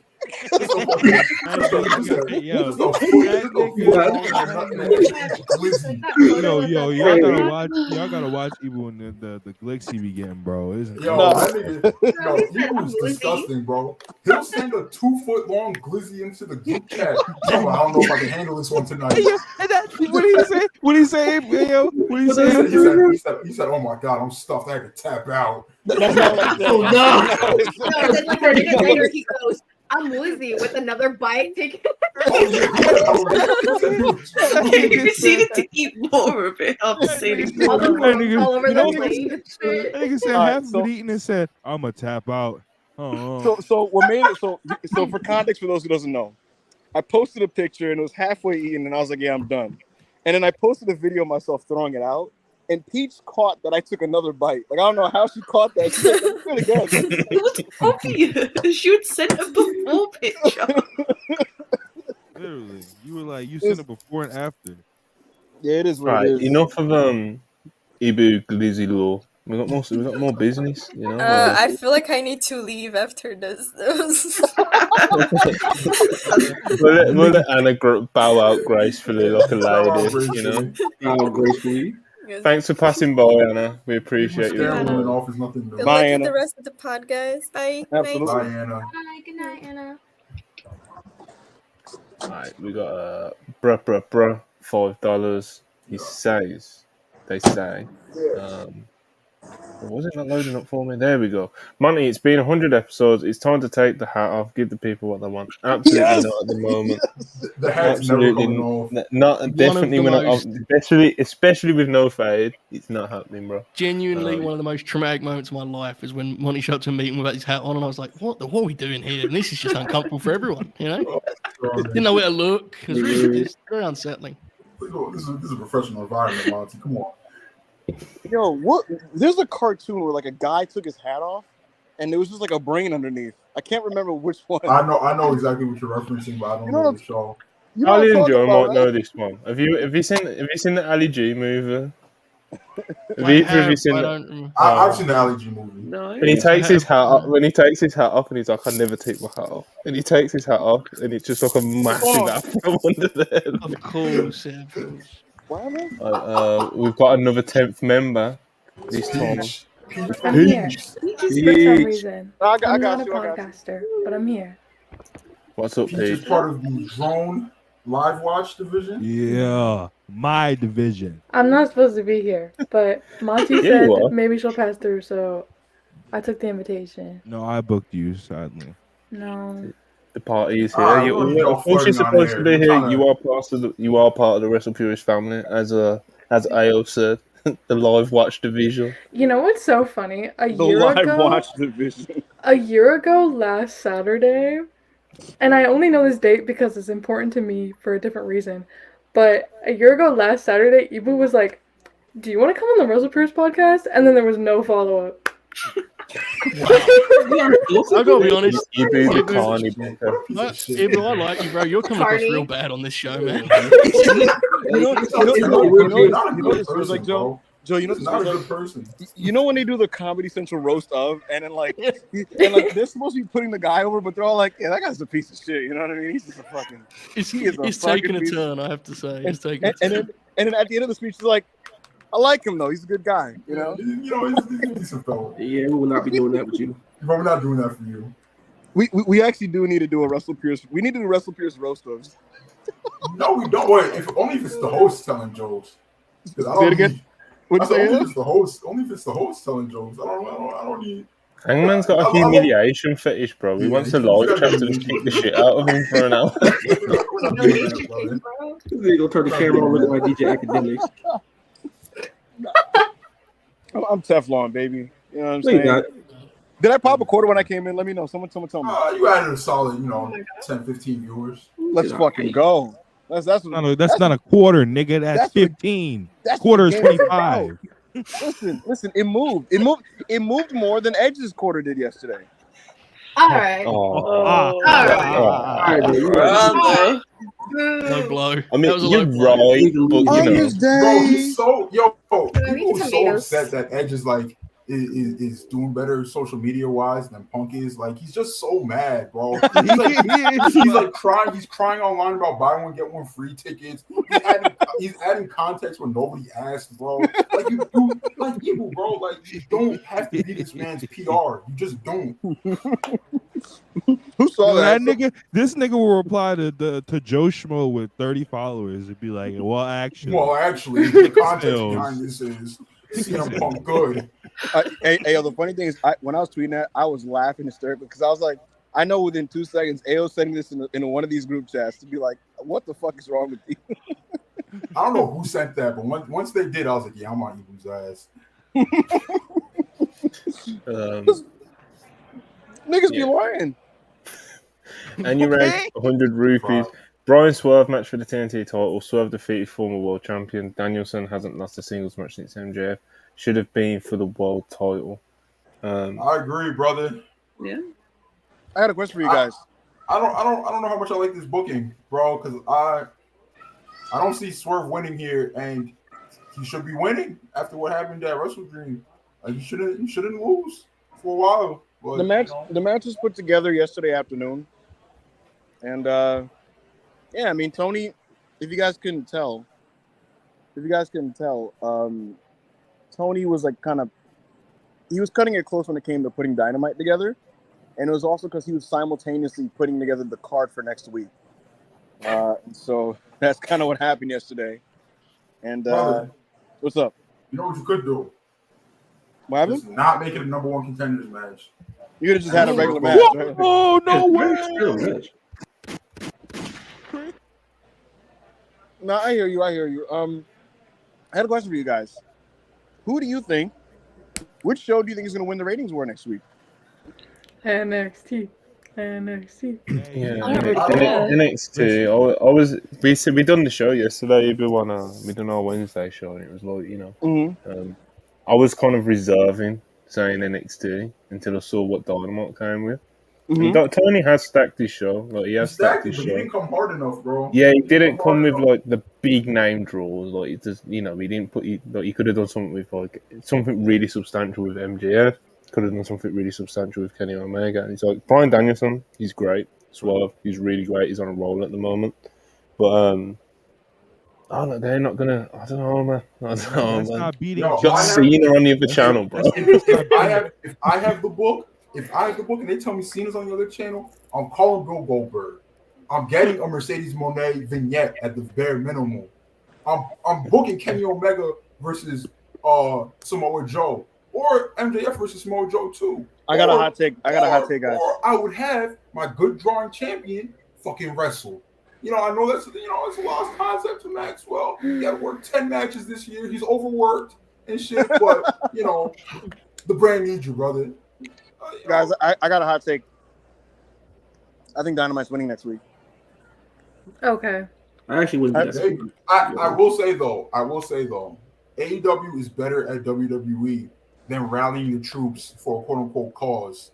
Yeah. So if TK is able to rally the troops around this, and he tweets some unhinged shit, and if I was TK, I would have a 0 hour at 7 p.m. Oh, that really helps. That really helps the Rampage show that went head to head with what's it called? SmackDown. So you know what? Oh wait, I almost said something crazy, but Ibu, check private chat. But yeah, man, that's what I would do. There is no mountain high enough to beat Big John Felix. It's not happening, brother. They just got. This is nuts. They just got beat with Edge, and we had like Noam Dar. So. Big John Felix, nigga. I mean, if you want to remove all context, that makes sense, I guess. But I simply will. You guys? No, I'll ask Monty this because he's the one who watches the show. Do you think they'll still do the regular developmental people matches and stuff in between, or do you think that they stop that for a week? I do. I do think they'll do some. They'll want to spotlight some of the talent down there, of course. They will. They won't just do a full-on main roster show, but it will get dangerously close because they're trying to pop a number, and we'll see. We'll see what happens. Because this week, right? They did. Didn't they do 4 straight women's breakout tournament matches? Somewhat close. Not all break. They weren't all breakout because one of them was Dolan versus Davenport. So that might as well be a breakout tournament match. No, not much on Big Davenport. No, not at all. No, Priestley. No. Also, yes, I said when talking about NXT. Sorry, Monty. Did you see those? Did you see the Kawada kicks from Dolan on the weekend? No, I didn't. Actually. Sorry, what were those words you just said? One off the other. Go again with that, Monty. I've got video evidence, Joe. GG Dolan Kawada kicks is crazy. GG Dolan Kawada kicks is crazy. She was fucking them kicks up. Yo, then she jumps on top of Davenport and then just starts unloading these forearms that you just I didn't real know what shooter. It's crazy. I remember there was a month-long time period where I kept seeing clips on the timeline where Miz was doing Kawada kicks. I was just like, why, bro? And Corey Graves would be so excited to let everybody know he knows what those are. So, Miz with the Kawada kicks. That's because Miz is a top guy, brother. It is what it is. I know you're doing the gimmick now, but you have some shame. Hey, my favorite is when Michael Cole goes WXW Germany. I'm like, what's your top 5 WXW matches, bro? Fucking brother, bro. It's so nasty. It's so nasty. Like all Michael Cole has to do is like prove he knows the existence of anything outside of WWE, and it's just drones just twerking up and down the timeline. Oh my God, Fed's so good. Michael Cole says a thing that had no clue what it is, but he said it, so this is awesome. Michael Cole mentioned Dragon Gate tonight. Motherfucking name 5 Dragon Gate matches. Bro, it's not even name 5 Dragon Gate matches. If I tweeted out a highlight clip of Dragon Gate, be like, oh my God, this is awesome. This is some of the best wrestling in the world. Jones would be on mentions. This fucking sucks. This is the Indies. Japanese people. Question mark. Like niggas would be like, niggas on the timeline talking about a nigga. They'll be like, oh, New Japan Pro Wrestling is the Indies, and then they'll be like, Michael Cole mentioned Hiroki Goto tonight on Monday Night Raw. No, but you're the nigga on the timeline doing that. Right? I've never with a fire emoji. Pull a tweet up. With a fire emoji. I don't have my phone on me, so. Yo, I haven't even gotten a chance to watch Dynamite last night. How was it? Was it fire? It had its ups and it had its downs. Yeah, the parts that are really good, other parts that was like take it or leave it. For the entire Yo, Joe, I saw the face you made. You're such a prick, bro. What do you mean? I haven't been on Twitter or anything. Was it any good? You know, no, he knows, bro, because we buried it in the WrestlePurists chat. I know the WrestlePurists Worldwide chat buried it.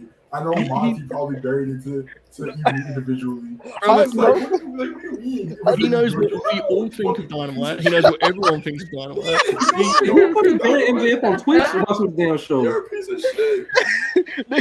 Joe, are you implying that I was slyly, coyly just tossing an alley for? Yes. It just wants to set people up, bro. It's quite. If I had to give it a grade, I'd give it like 70%. But I take an extra 5% off. That's a C minus, bro. Like I want to say it fair. Like I think I'm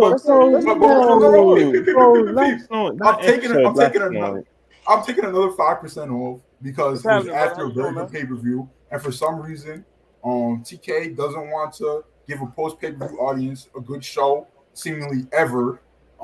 So what's that? That's a D. So you get a D. What's the audience? It was no NXT. Generous. Oh, fucking brother. That was no NXT. There was parts where I was like, nigga, put this shit on Collision and Rampage. Why don't we just show on Wednesday? I'm sorry. As someone. Hello? Who said I was okay with wrestling? It just froze. It just disappeared on us. You know. All right, folks. I'm gonna head out. I believe. What was that last? Jamie, go ahead. Bye, Jamie. Yeah, I'm gonna go. Everyone watching Dumb Guy live on Sunday. We will be back. Yes. We've been away for a few weeks, and then we were back, and then we were away for a few weeks again. But we will be back. Sounds like every Jamie. That sounds like every pod under this brand now, except like the Thursday, and then worldwide.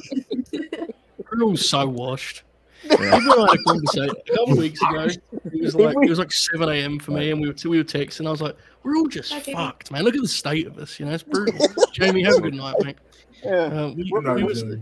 I explained that we were in our 1999 ECW era. We're all hanging on. Joe, I made a joke mentioning Unpierced to Chris. Chris is like, nigga, we do not do that anymore. That's all right, nigga, bro. They're so lazy, bro. They're just lazy. I'm not. literally, we come in the lounge literally the night before, and Chris is like, "Yeah, brother, I am not podcasting tomorrow." Yo, Monty, nigga, what? Monty, WrestlePurists 200. It's gonna be you, like Charlie, and then like Balding Joe. It could just be my empty chair. It could just be my empty chair. Just one of these t-shirts, one of these shirts laid over a chair. No, you know what? Purist is back this Friday. It'll be a different picture of me with like my head slightly tilted even further. You know. What's up? How you doing today? He's back in the party. Happy Yo, I had suggested to Monty. I was like, we should have a WrestlePurists pizza party, and he just ignored me. A pizza party. I felt like it would have been a vibe had we all ordered pizza and been like, you know, having a little. But no, like Monty hates fun. I'm not doing that. Why the fuck no? Who don't like pizza?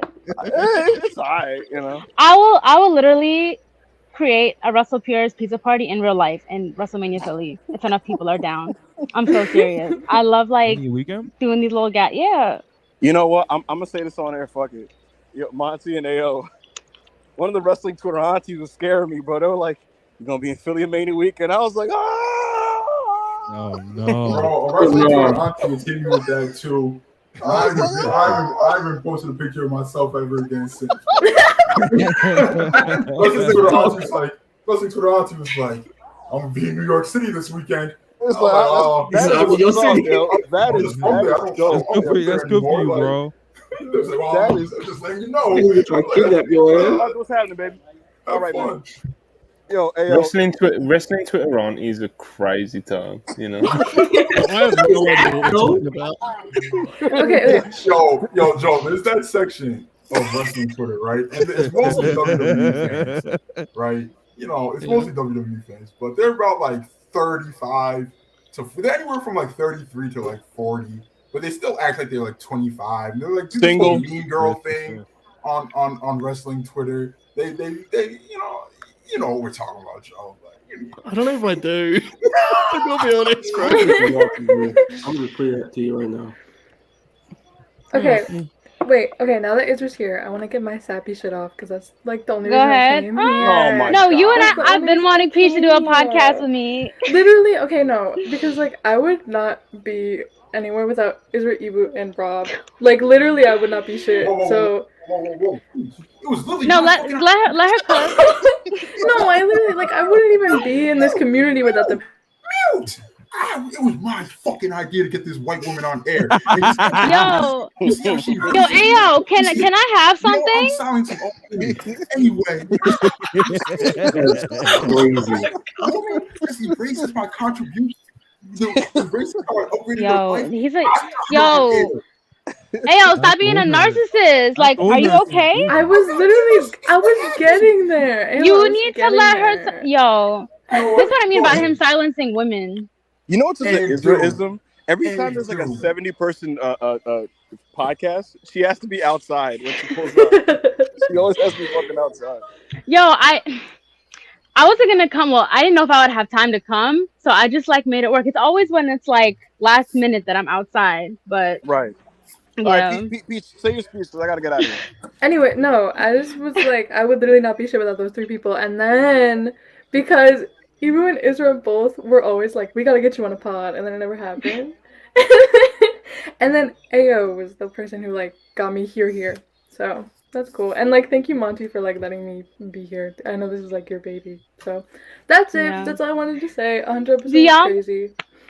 Do y'all remember that one assignment that Peach did? It was for your final. Mm-hmm. Right. And like she had like one over everything with WrestlePurists. Like I remember my little section that I had, like I was geeking. It was a really good assignment. I'm pretty sure like if y'all go on her page and like you can plug it. But it was a really good, like well put assignment awesome. And like put WrestlePurists over, and it's like it really made me feel like, you know, we're really doing something. We are, and you know, I'll take one moment. I'll take one moment to be a semi-adult and be serious and sincere for once. What this brand has accomplished and achieved in 2 years is kind of crazy when you think about it, Monty, because we genuinely do have the attention and respect of the industry. And I can't tell you how many people within the business like just take this thing seriously and approach me and put over just what you guys do and the pages and all that type of stuff. It resonates with the people on Twitter for a reason, and it resonates with the people within the business for a reason. And it wouldn't be that way if it wasn't for every single person that's on the screen right now. So I'm proud to be a part of it. And it's why I continue to do this.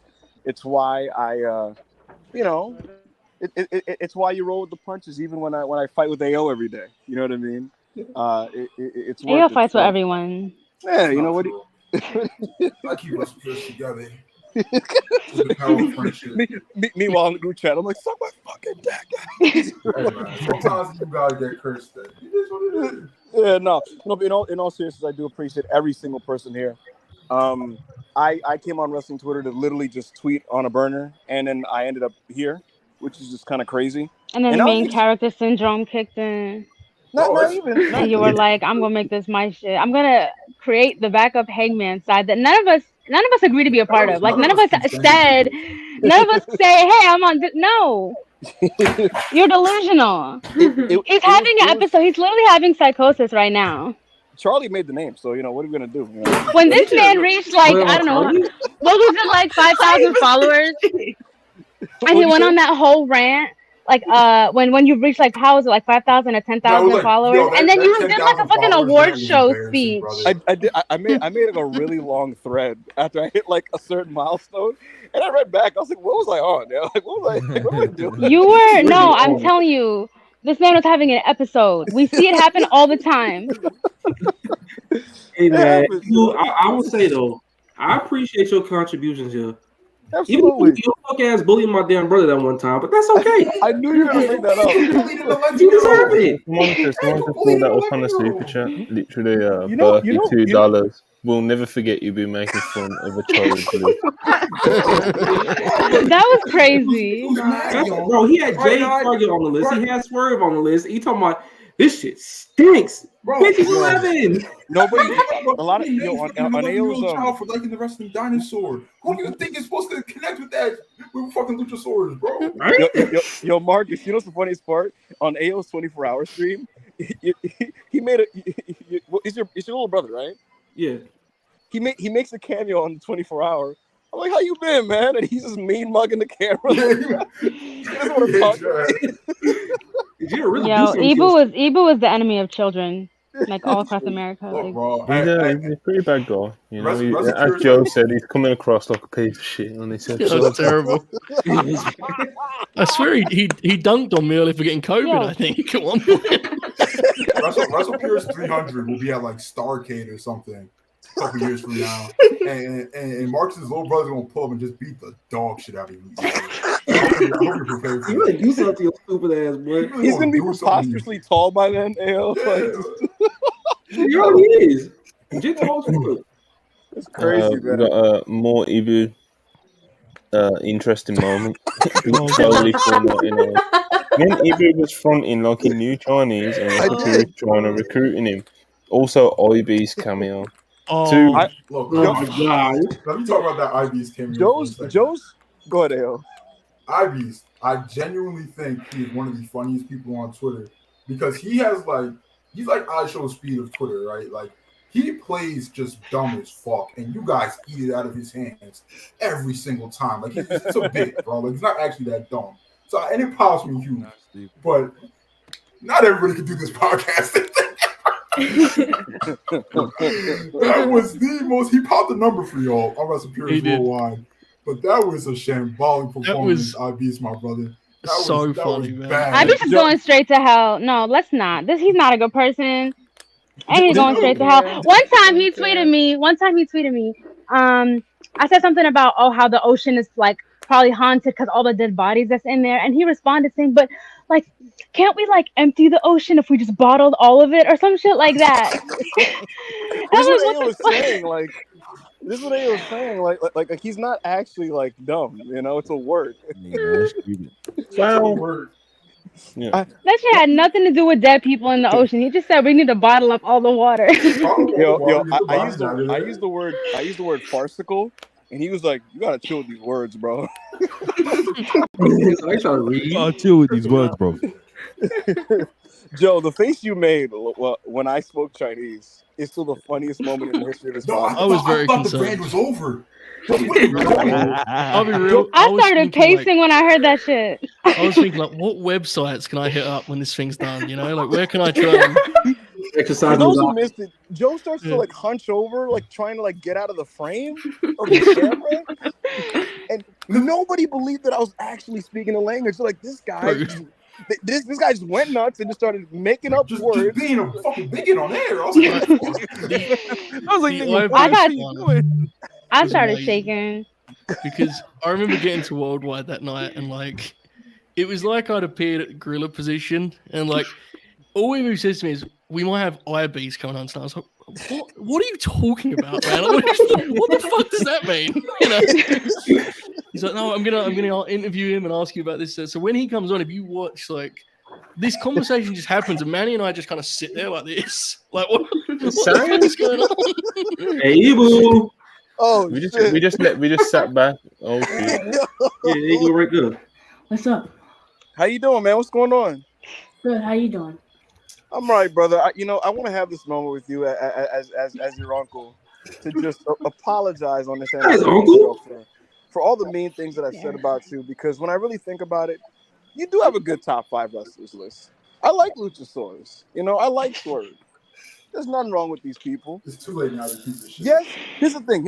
Yes, you should like somebody like a Cody Rhodes or a CM Punk, but that comes with maturity and age. No, you don't. Nah, Don't you listen to don't, him. bro. No, you don't. Not CM Punk anymore. So let's take this moment. I want to extend the hand of brotherly love to you, sir, and I hope you accept my apology.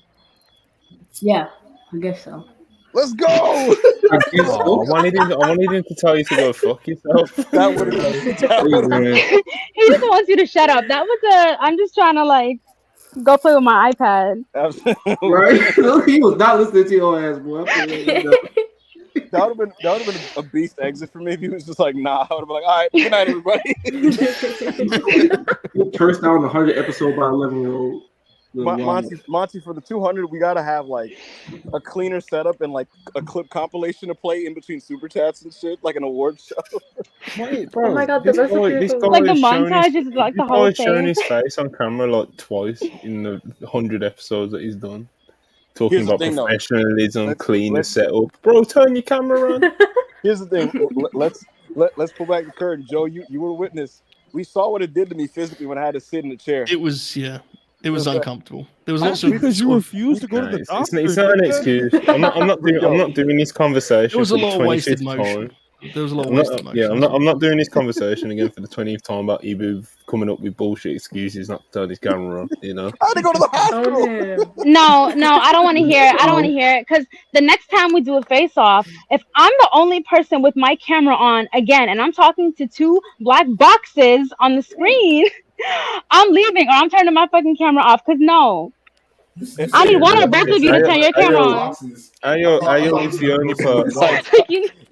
Ayo is the only person on WrestlePurists who has a legitimate excuse not to be on camera, and he's the only person who will ever have a legitimate excuse not to be on camera. Ibu, Wendy's is not going to be mad at you if you turn your camera on. Like, they're not going to care about your. Wendy's is so They're not going to be mad at you. Wendy's is crazy. If I worked at Wendy's, I'd be really not. Like, just turn your shit on. Like, nothing is at stake. I need Dave's triples like every day. I was gonna say, what if I was on the run, Montel? Like, yeah, but you're not. And Your face is your Abby. What do you mean? Like, bro, you don't see it. What is wrong? Yeah, we got Bro, dude. We can't keep that. Yo, going. what's up, bro? Why you getting spiteful in the chat? what happened? What's going on in the chat? Yo, what is yo Zero Heart? What crazy. is Come on, this? bro. This is necessary. Ayo, this is what comes with the privilege of having a real excuse not to be on camera. You just got to take this shit sometimes, you know. It is what it is. Ibu, on the other hand, just openly abuses man into getting a camera. It's because he doesn't have like a desk to set his stuff on and sit in a chair properly, etc., etc. So like he has to kind of hunch over. And you see how I'm leaning now. Like I've got my laptop on my desk. It's not a proper desk with a nice chair and setup, so I'm kind of leaning over. And if you're an old piece of shit like Ibu, who does not physically look after himself whatsoever, you know, your back can't take those things.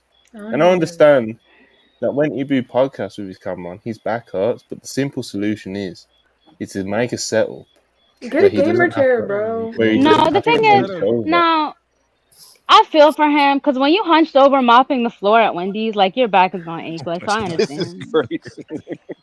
The Hunchback of Beckham, man. So the actual excuse Ibu tries to give is that he doesn't have a proper setup when he has been doing podcasting now for way too long, and he is on way too many shows to still running that excuse. So my request to the WrestlePurists family on episode 100 is I want you to consistently bully this man into don't do that. into getting his camera on. He was Because so if it gets to 2024 and he's still not putting his camera on, we're gonna have to talk. We're gonna have to talk like fines and deductions to the money he makes. So. He has a chair that he calls his Spaces chair. You can get a setup for podcasts. Bought a chair to sit in for Spaces. Like, when is it that serious? Oh, actually, I do want to announce something. The Spaces chair did die.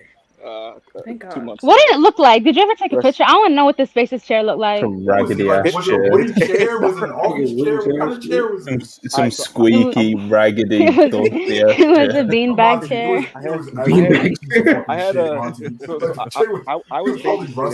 I was babysitting, and then like 2 kids were just jumping up and down on the Spaces chair, and then just destroyed it. Like it just broke. Absolutely owned. You gotta get your shit together, you know. There's no Spaces chair. It's gone. Rest in peace, Spaces chair 2022 to 2023. Yeah. Wheelchairs and $5.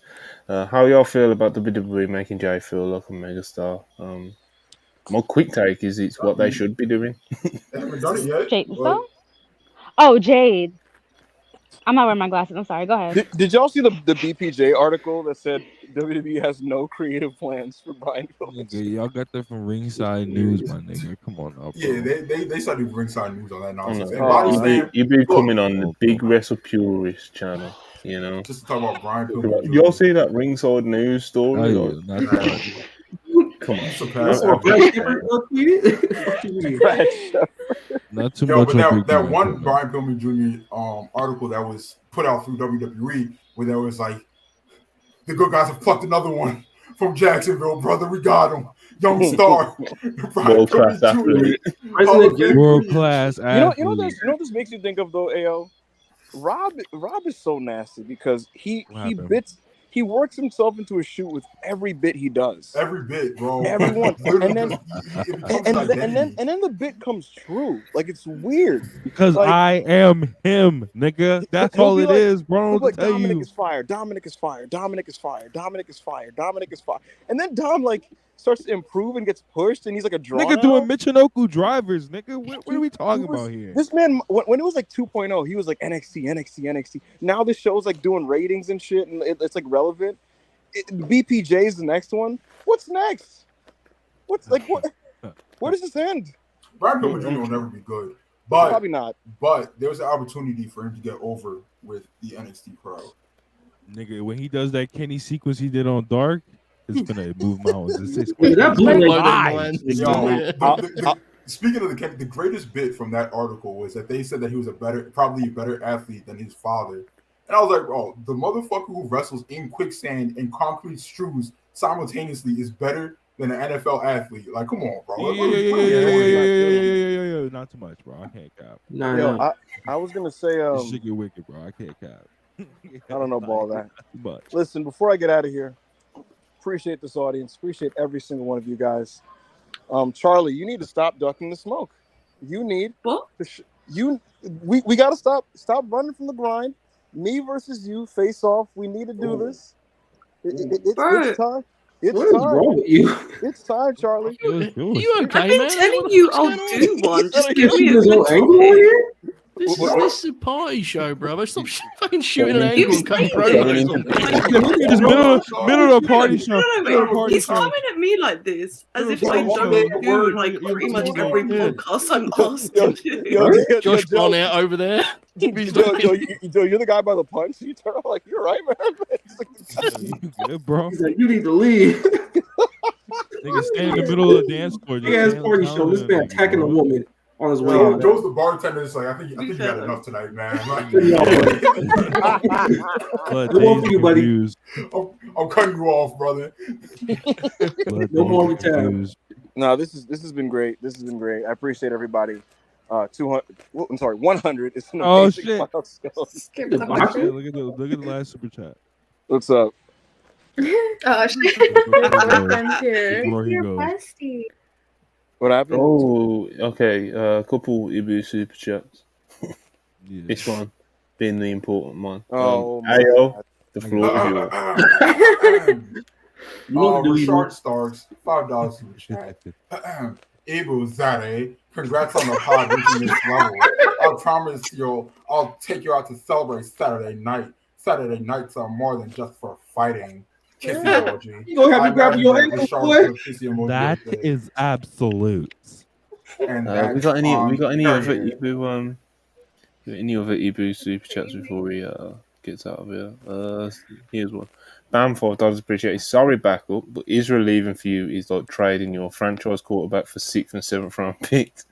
Backup, you're a good player, but you'll know Israel. I'll take it. What are you gonna do? You know, I get paid either way. The same. You're not getting paid for this, brother. Am I not? No. You haven't got a contract, bro. You're the only one here that hasn't got one. I don't know how that happened. That's hilarious. That's bullshit. I'm out of here.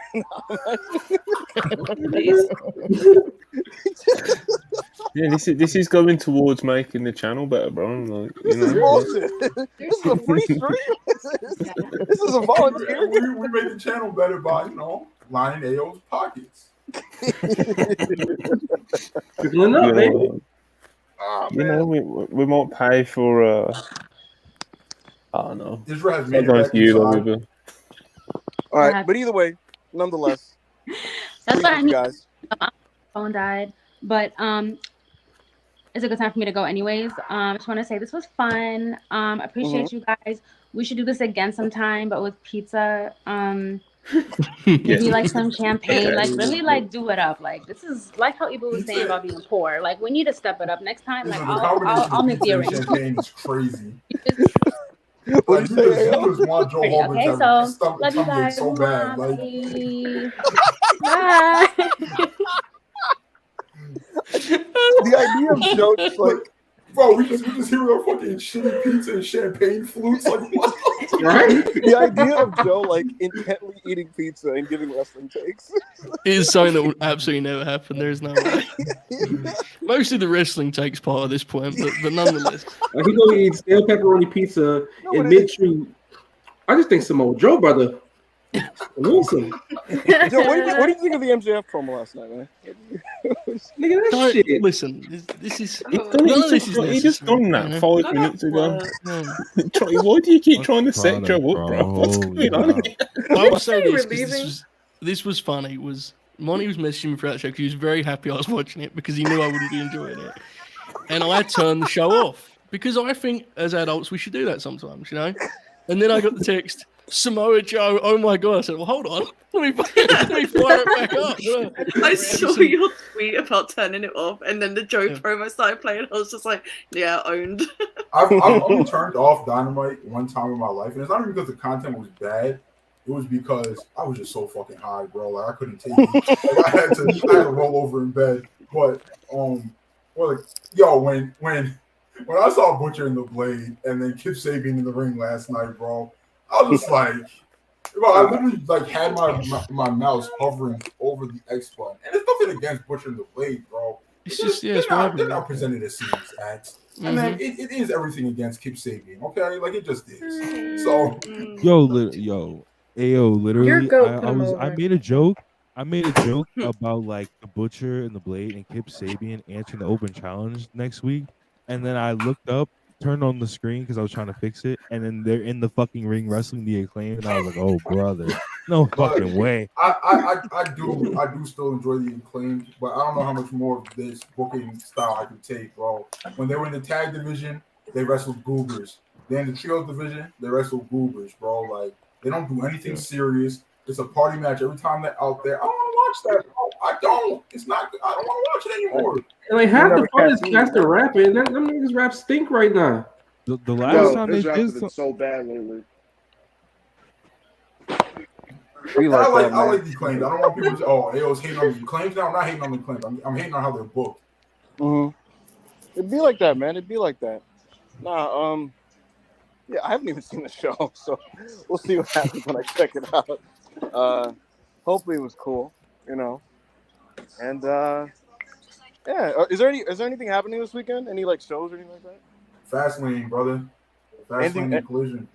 That's it. No New Japan or nothing. Oh no, Destruction. Yeah, Destruction and Rigoku. Is there anything good on that? Sonata versus we got Evil versus Sonata. Now we got Hiromu versus Mike Bailey versus Leo Rush. No, didn't Leo pull out of that? Yeah, I think no. He only pulled out of the go-to though. What's it called? Didn't he? Go-to, yeah. Bro, there's like loads of New Japan talent right now that are ill, so no one actually knows if they're going to be on the show on the 9th. Okay. That's hilarious. Because it's Leo Rush, it's Gabe Kidd, Alex Coughlin, like there's loads of them out right now. I don't know if it's hilarious, but yeah, I mean. She goes, yeah, all the guys are sick and dying. Ibu goes, that's hilarious. From what I saw, Leo believes that he's going to be at the actual pay-per-view and just missing the road 2 shows. But either way, bro, Mike Bailey versus Hiromu Takahashi, I'm there, brother. I'm there. Fightful dropped an update on a major NXT to MLW signing that happened. I don't know if you guys saw it. It's Myron Reed. You're welcome. No, I was told this like literally 3 hours ago. Wrong, AO. That's that's that's MLW to Impact. Sorry, not NXT to MLW. Yes, this is a much bigger one. This is Sloane Jacobs heading over to MLW. Hold on. Who? Hold on a second. Who? Hold on a second. Take that, Shawn Michaels. She was known on the Independents as Notorious Mimi. I have the redhead Notorious girl. Mimi name before. I have heard the name. I don't know who that is. It's a redhead girl, isn't it? Yeah. They fired her because she was wilding in the PC. I mean, aren't they all? No, but she was like, she was trapping her. Oh no! Kayfabe. Allegedly, kind of, sort of, allegedly. Be a lady. That's not a woman's line of work. No misogyny. Bro, she's only she's like 20 as well. She's like 19, 20 years old. I have never seen a 20-year-old white girl that sells drugs. I have. Really? I have too. It's like a college campus thing, though. Yeah. Really? Yeah. Yes. Shorty's in the PC like one MDMA. It's like what? That's crazy. Kind of, sort of, allegedly, maybe, possibly. You know. All right, we're gonna do I'm crying. we're gonna do these last. We'll do like these last 20. We've got like 20 super chats, and then wow, and then we'll start to wind it down. You know. Absolutely. Trust the process 34 $4.99. Appreciate you.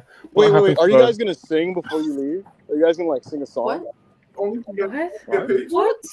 Yeah, if you want to drop a little change for it, fuck it.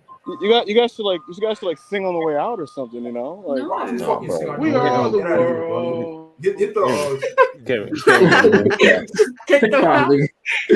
You can sit out for 30 seconds and think about what you just said. Just the process 34 $4.99. What happens first during the next 100 episodes? Chris upgrading his dialed up internet, Ibu getting a new couch to podcast on, or AO doing an episode on camera. I am deadly serious. I promise you now, to the WrestlePurists audience and to my fellow family members on screen with me right now, Ibu will be racking up fines if he does not get on camera in 2024. Yeah. You know? Find that nigga now. Someone clip this so they can pull it out whenever he It's doesn't happening, get on bro. camera. The excuse isn't good enough. You know, he says his back hurts. Get a new chair, bro. Fucking hell, you know. Look at him. But yeah, I'm going with Ibu. Chris's internet. You, Rob. There you go. You leave me alone, bro. I am not at home. That's why my internet is kind of wonky today. I'm not at the Chris residential. The bread residence. Ibu, I hope you thought about the crazy suggestions you were making when you was just on camera, on the podcast, sorry. And you ragged 200 rupees, appreciate it. Tony's carrying the women's division. I just hope they don't put any title on her right now. Need that Brian's legendary world title run. He's putting his quality in just 1 month after his return. And it's Brian Danielson, ain't it, mate? So he's very good, I think, personally. he doesn't fucking want it. And TK's not doing his job of explaining to Danielson that him having the belt is good for AEW and good for the belt and good for TV and good for pay-per-views. Right. He doesn't fucking want it, bro. He's insane with that type of thing, bro. When they even back in WWE when he had creative influence, like they'd be like, yo, you want to ride this Roman program into this show? And he's like, nah, give it to Claudio. So they're like, all right. He has to at least hold the world title once before he goes. Yeah, before he goes, just once. I don't care if it's won like at Grand Slam last year. I don't even care if he wins it at a pay-per-view and then loses it at a Dynamite or vice versa, bro. Just he has to win it once. Do you guys want to know why Claudio won the ROH title? Because Danielson didn't want it. Yeah. Danielson was hey, bro, but Danielson not wanting the ROH title had to do with more so with the state of ROH than being humble. But that nigga said, I am not working on it. That nigga said, hey, bro, I watched that program a couple times. Bobby, don't ever say no shit like that to me again. You don't ever say that shit to me again. Listen, on the club party always? Well, say, they told me to give this to you. Bobby, that's for you. Yeah. Will Chisholm, $10. Appreciate it. I bet Tony Khan saw HBK got Asuka versus Roxanne next week, and he said, that's okay, I've got Saraya wrestling on TV. He saw 4 women's matches last night. He said, 1 is fine with me. Lol. Hey, man. Look, I'm going to say this, though. Look, it is what it is, but AO, is AEW winning any ratings war if they did 4 straight women's matches on their show? Absolutely fucking not, bro. The audience doesn't want that. And even if they did, it's not. Even if they did want that in the future, you can't just decide. Okay, next week's gonna be the week that we try this. Let's hope for the best, y'all. Bro, that shit's doing 600. It would get ugly, bro. It should do 600. If you just throw 4 women's random women's matches out there on a show, it's going to tank a number, but that would be the case with men's wrestlers as well. But if you actually invest, in the women properly, of course, and then do 4 matches, it's a completely different conversation. Matches, if you said Saraya versus Shida is still happening, and also Jamie Hayter versus Jamie Hayter's returning versus Tony Storm. That's gonna fucking draw, bro. The fans love Jamie Hayter. They love Tony. That would draw. But how many more of those situations do we have in AEW that we could throw up on? You could do Willow Athena again. With people online would love it. Is that gonna draw the TV audience? I'm not sure. Probably not. I think it drew on. It's not even that. You can do that. There is matches that I think you could, 100% rally up some ratings with. But I mean, just if you invested properly in Willow or someone like that, then she could potentially be a rating. Look at Julia Hart, bro. They invested in her for a bit in the past few weeks. She's actually been popping quarters. Yeah. You invest and you get the fruits of your labor when you invest in these things. But AEW was proven time and time again with the women. They don't have kind of, I guess, the patience or the focus to get the women over the same way they do with the men. Like someone pointed out on Twitter, I can't remember who it was, but it's like, and it's not even anything even against him as a talent or anything like that, to be honest. But look how many times Tony Khan has tried with Sammy Guevara with different pushes and trying different things. There's not one woman on the roster who's even done half the attempts, So that's just one example of it. If you invest, then you can make these women into draws, and do stuff like that with them. But if you just throw them out there cold, they are going to tank the rating. Yeah, I will say this: on a normal week, I don't know. It doesn't have to be a 1 women's match per Dynamite formula. You can do 2 on a week and just see what happens. You know what I mean? Like obviously Bill do it and make it matter, but it doesn't have to be 1. It doesn't have to be 1. But everything's situational. We'll see what happens. With that said, my coworkers are they're starting to circle me, which means and they're starting to look at their watches and shit, So I'm gonna get back to it. Your coworkers is on your dick about your break?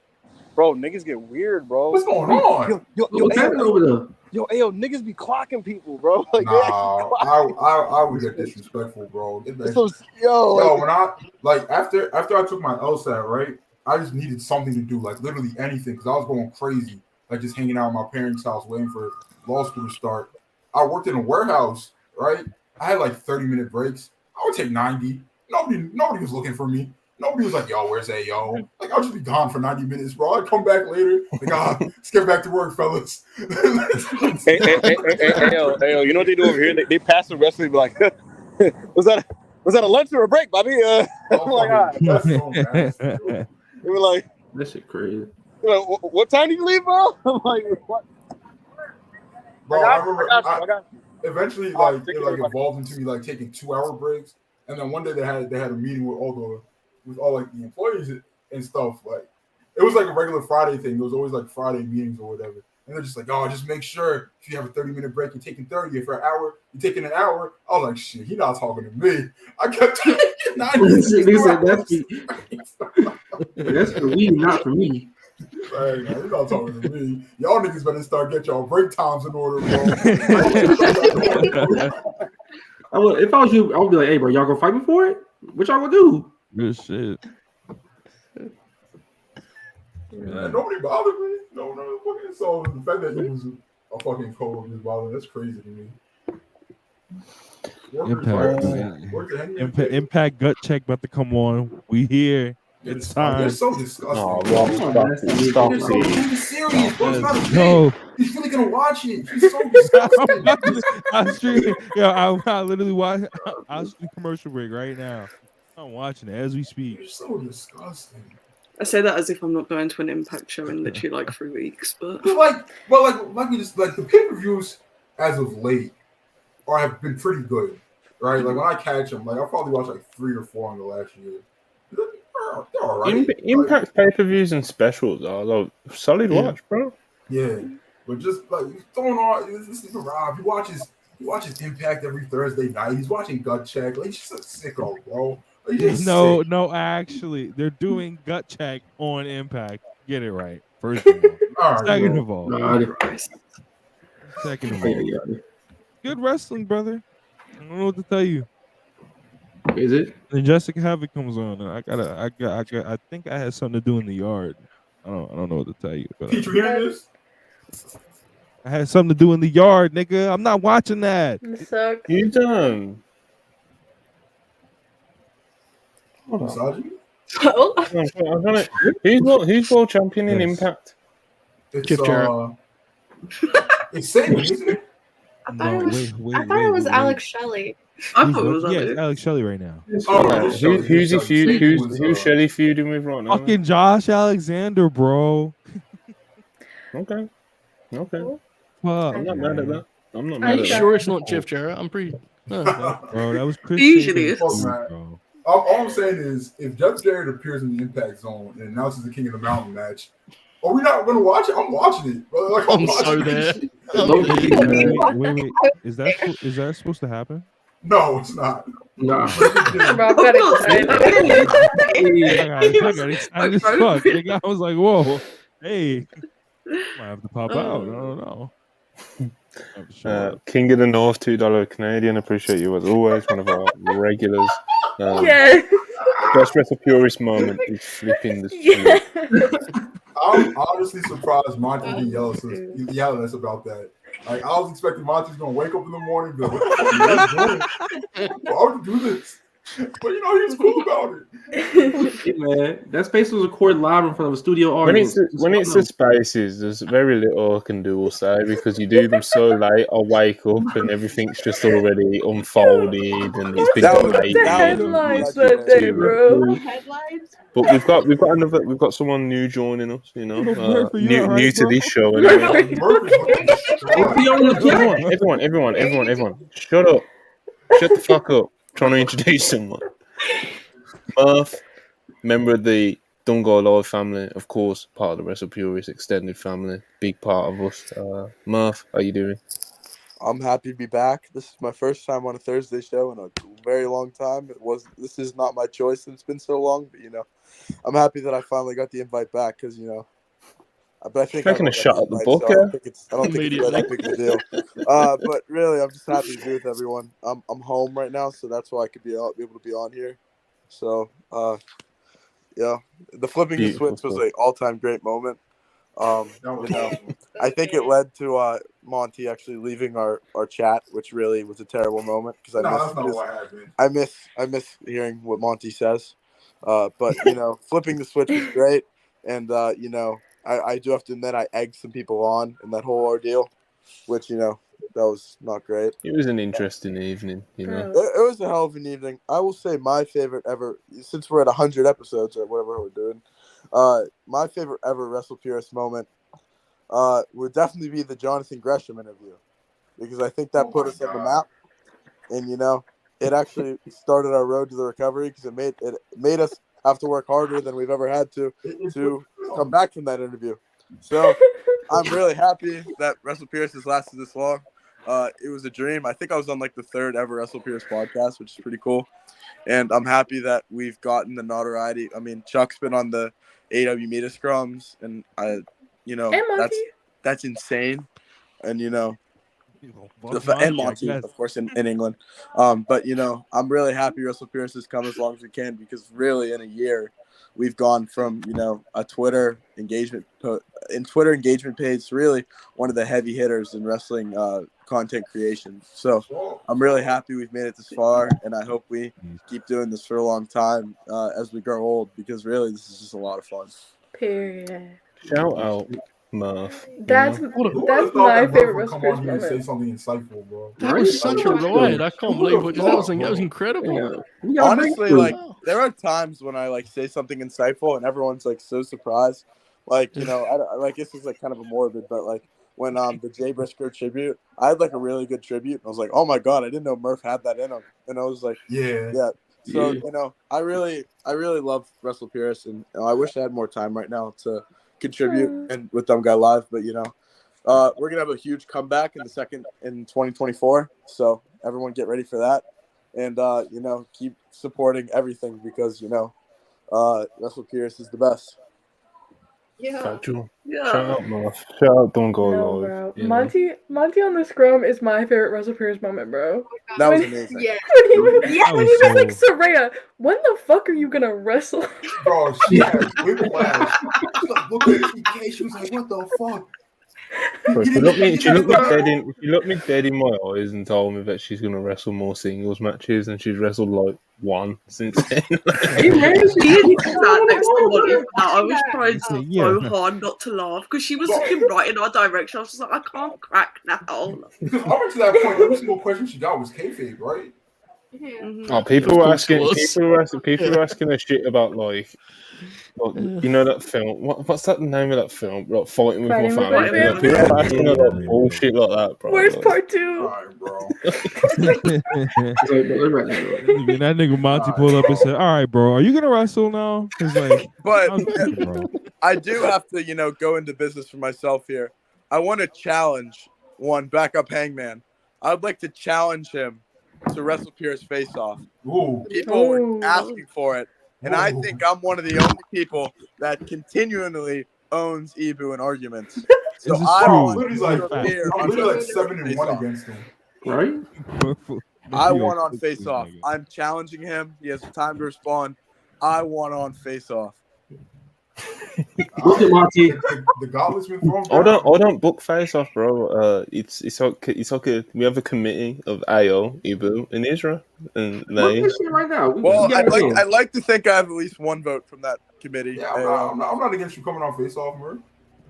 Let's do it. Let's do it. But yeah, man, Murph definitely is one of Ibu's nemesises. Nemesis. Truly, nemesis. Ever It's a long list. He just trolled Ibu He tried to troll me by firing me from WrestlePurists. I've just had a fire under my ass, and I want to come back at him. So, WrestlePurists Face Off. Let's fucking go. Beautiful. Diving back into some more super chats. Overlord Dan 199, appreciate you as always. One of the regulars. Much love, guys. Happy 100. Appreciate you. Hashtag feed that people. Hey, if you saw the rampage spoilers, the pitbull is being fed. That pitbull. I don't know if you saw, but we got DG to tweet that out. Yeah. That damn pit bull, he deleted it swiftly, boy. Is it on the deleted? Is it on the deleted tweets account? I actually don't think it is, but if it's not, Bro, I'll a lot of his screenshots tweets that do sneak through the cracks on that account, though. He be tweeting. Daniel Garcia be tweeting. Will Chisholm, $5, appreciate it. 1997 HBK would tell Tony to give him the title that MJF kid don't got it. It's true, man. Sean would say that about 1997. Sean would say that about anyone. So but still, still true. GN £2. Appreciate you. When are we getting the TK and Triple H interviews? I could honestly see us getting a TK interview one day. I think a TK Triple H, I don't think that's happening. Triple H will sit down with ESPN and fucking Forbes or whatever the fuck. Yeah, his last interview was probably the ESPN one, wasn't it? After there have been some outlets formally that got retired. TK interviews where we are definitely on the level, so I think we can get a TK interview. Hey, man, I can put that's the the thing. thing. When TK is doing his media run and he's doing all his interviews, Murph's right, bro. There is absolutely videos on YouTube with a Tony Khan, a Tony Khan interview that's got I've seen hardly Tony any Khan views. interviews with 10 subscribers. We could do this. Come on, let's go. Yeah, we should definitely get a TK interview. Let me put that call in. I got y'all. We got the Dawn of Jacksonville here. The Dawn. Lamora, $5. Appreciate you as always. Another regular. Congrats on 100 eps, guys. Your content is very entertaining, and I really enjoy hearing your thoughts on wrestling. And we enjoy giving. Thank you, Lamora. Appreciate you. Who said that? Wrestling is really bad. There it is. I got that last super chat. Shut up, E-Drum.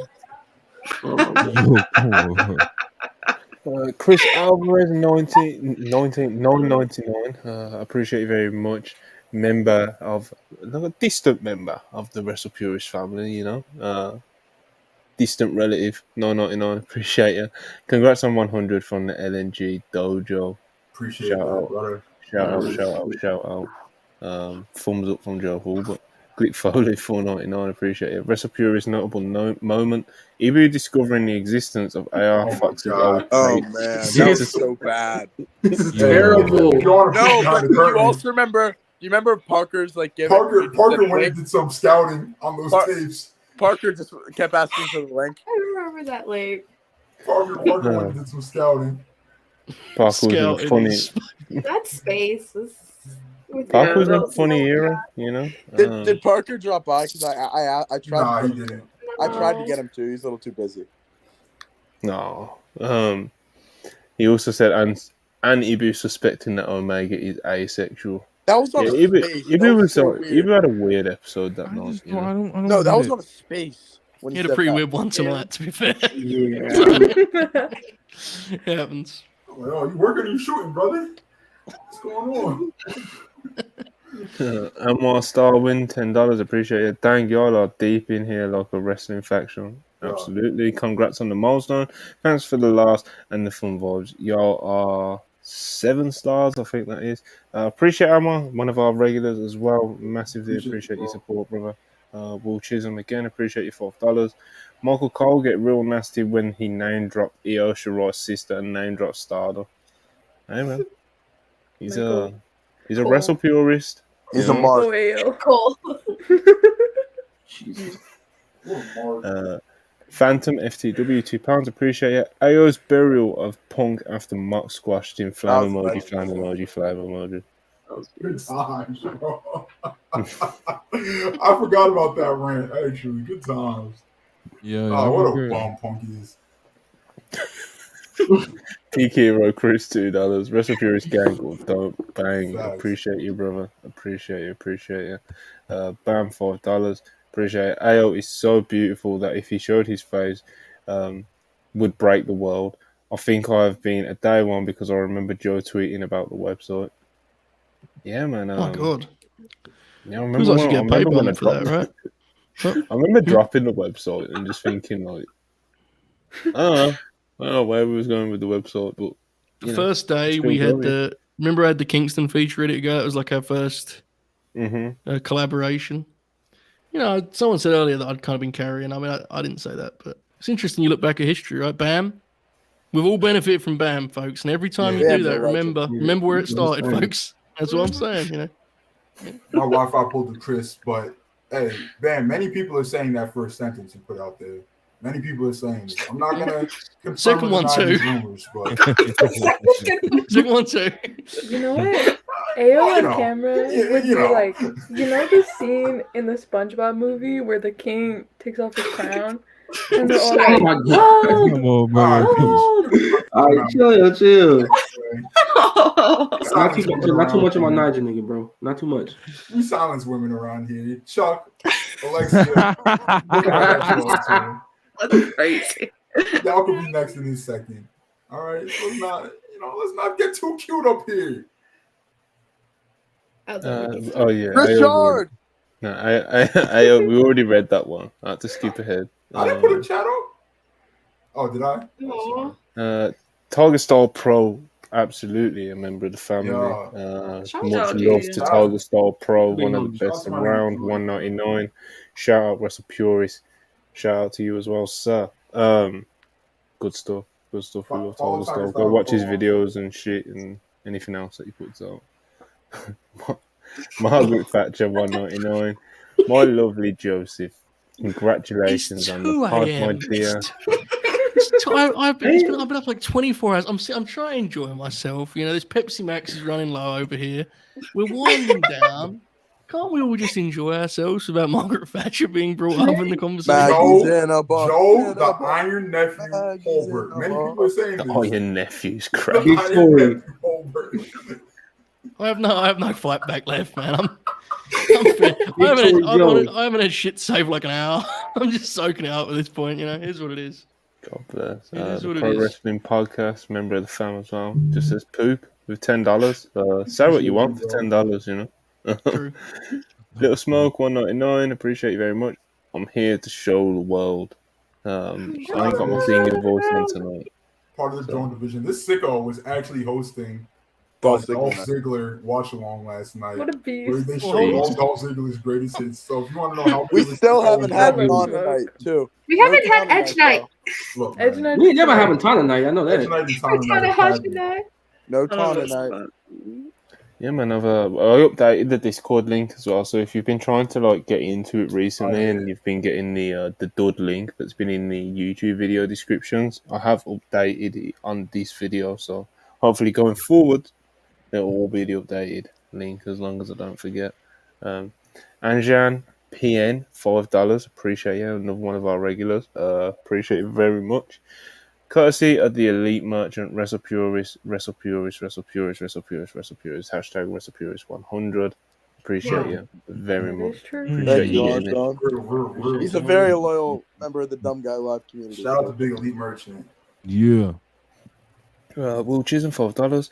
Let's be real, Tony Khan is not going to do an interview because you all care about the women's division. He can do it then. Well, he can do it. He can do it with him. It was me and AO interviewing him, man.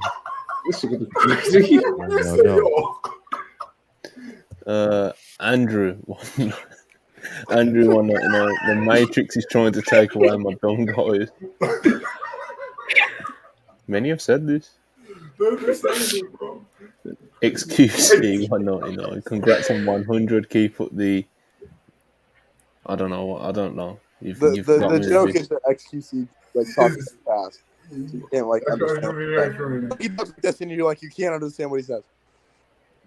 Fair. Shout out XQC, I guess. Got a big kick dealer here. The Pro Wrestling Podcast, another $1. Appreciate you. Tengo hambre.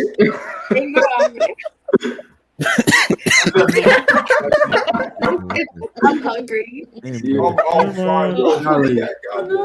Make sure y'all all remember to feed your pit bulls. Feed your pit bulls. Oh, dear. Pitbull, $1.99. Tango Hambre. Love you, Mr. Worldwide. Appreciate you. Oh my God, Worldwide. That was definitely the inspiration.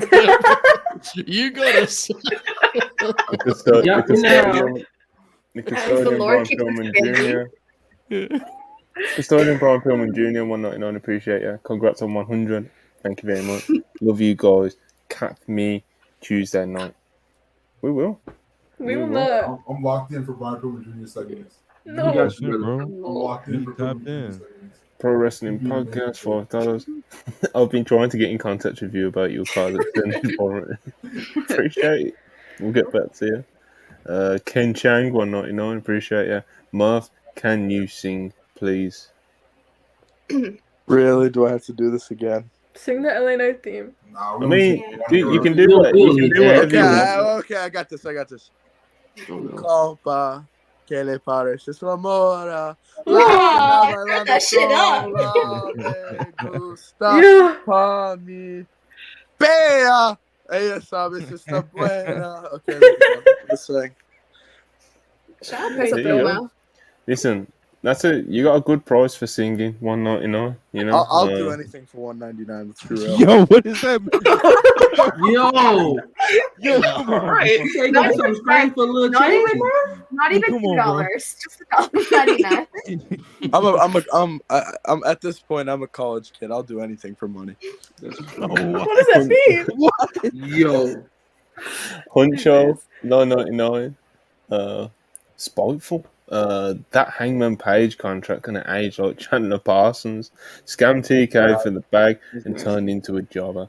Gonna need to attach some first round picks to dump that contract onto Impact in 2024. That's What are we doing? It is too late in the day for me to do a Hangman Page. After that Swerve Strickland and Hangman Page match, only a Punk stand could be so deluded. Thank you for the 10 measly dollars, you bitch ass nigga.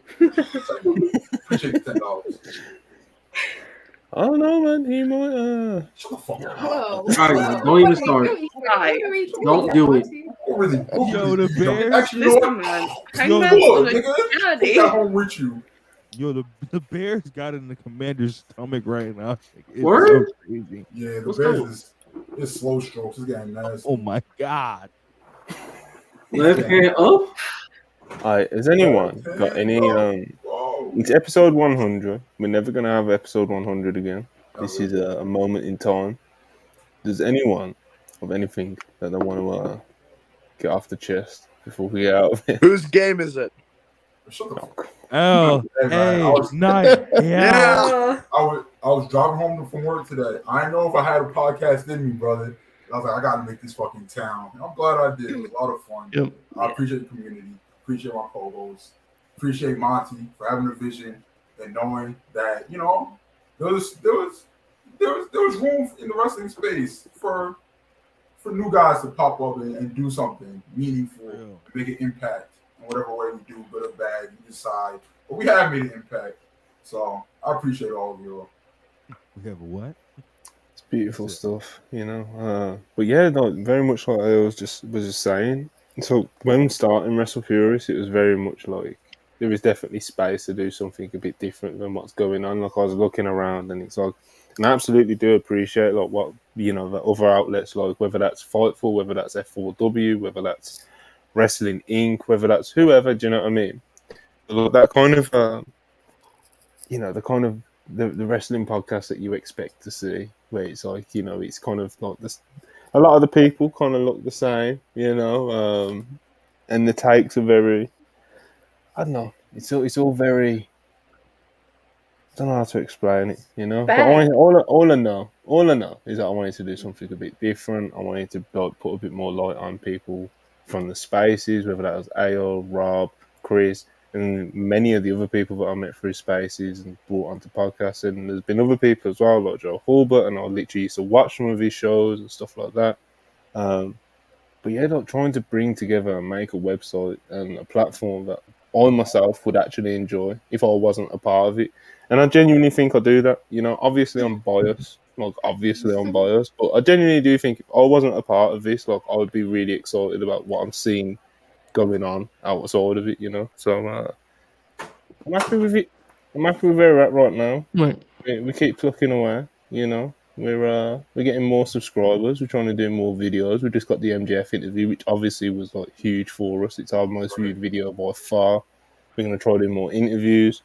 We're gonna try and the podcasts are always we're gonna be trying always to make them better and better and better every single time. Yeah, we're just trying to figure it out, man. You know, got Joe, my fellow day one on the screen. Massively appreciate him. AO, of course, been a huge part of the family ever since he joined. Like pretty much just instantly. You know, everyone just kind of people just love AO, man. You know, some of the people that love AO, they might be quite annoying. You know, he's kind of got his troops. Sometimes he does rally up his little troops and that, but he's a huge part of the channel. You know, Rob and Chris, of course, huge parts of the channel. Yeah. Everything they've done with Purists, Rob now doing like the live watch along and taking the lead on those. Massively appreciate him. Bringing people in like Peach, which is great to see. Love seeing Peach more recently. I'm just a Alexia groupie. and Charlie. Whoa. Love Alexia and Charlie, of course. Sometimes they do their own podcast with Anna as well. Charlie's done some exceptional writing for us, and we've got also our latest. I think it's our latest member, Marcus. Yeah. Big member of Purists, stepping in to be the fourth man. Of course, Purists maybe not so weekly now, but everyone still loves the Purists vibe, and there's not many people in wrestling Twitter that could like just seamlessly slide into the Purist show, and you're one of those guys. So it's great to have someone like yourself on the channel. And real shit, man. I appreciate AO for even bringing me on that shit in the first place, man. Real shit. Of course, my God. Monty does a wonderful speech, but I have to say, I remember when this whole thing was an idea, right? I remember you run the page and you wanted to do a site, and this is way back when I was on Fightful, and this is now 2 years ago. And I gotta be honest, I've told you this since, and I thought you were fucking nuts. I still kind of do, but you had a vision for something that you felt could be, viable and that people would like. And I did not believe you, but I came along because you seemed like a nice dude, and I was happy, to see how it went.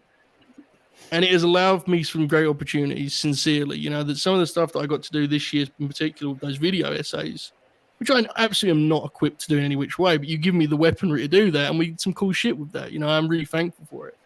And in addition, the cast of characters that I've met along the way, right? Like it's a real thing. And I joked when you said it, but it's like, I've been around long enough, and generally when I do these shows, I'm looking back at a mirror image of a fucking white dude with a beard that's not kept very well, and it's been great to be part of something that is fresh, stands out in the scene in that regard, and actually has diverse voices and variety. I think it's very special, and it's something I'm terribly proud to be excited, to be a part of. And I think you all know that, but it's kept me in the game, for better or worse. It's kept me in the game, and it's something I hope to stay a part of for a long time. Yeah, man. I got mad love for this family that we've built here, and obviously the people as well who aren't on screen, whether that's Manny, who we don't even have to. Goes without saying, Manny's just one of the most unique, hilarious people that I've ever came across in my life. Isra, amazing, of course. She's such a big personality, and she was always making me laugh. Then, you got Ibu, I guess, Yes. Now, all jokes aside, we all fucking dunk on Ibu, and we all fuck around with him, and he takes it like a fucking champ, Yes. He's great at stuff like that. But in general, he genuinely is, he's such a nice guy, and he's always trying to, like a lot of you guys wouldn't be here if it wasn't for Ibu being the bridge between us. Do you know what I mean? He's always trying to give people opportunities and do stuff and help where he can, even though he's really busy with his other stuff. And I'll get on his case a lot about all kinds of things. But it's at Backup Hangman. We've got the world famous at Backup Hangman, one of our major franchise players. And he's done so much for the brand up until just now. He's still just doing his thing. And he embarrassed himself tonight, but we do like him a lot. Yeah, he is. 2 for 27 from the field. Sometimes you just gotta keep shooting. Sometimes. Hey, how'd it go, AO? I'd rather go 0 for 30 than 0 for 9. You go 0 for 9. You go 0 for 9. That means you stopped shooting. That means you lost confidence. I was gonna say, I am very proud of how far this brand has come by, especially with such a diverse cast of people. It's not it's you don't have the same opinions from everyone, and I think that's what makes WrestlePurists kind of stand out from, and not to be biased or anything, but I just think it's 100%. really cool. It's a brand based off friendship and shit. It's tight. I like it, and I'm proud of everyone. and it's really nice to be part of this ride. Yeah, something I'm really proud. Like the diversity that you mentioned, something that I've always been like really proud of.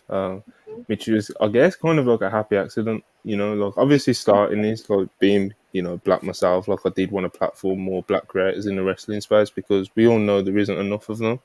But the way that we've become like so diverse, like whether it's black people, white people, Latino people, whether it's we've got writers that are in India like Ash, like we've got people from all over the place, Anna's Brazilian, well, I think, and the gays too. And the gays. Yes. Shout out to my gay niggas. Wait, okay.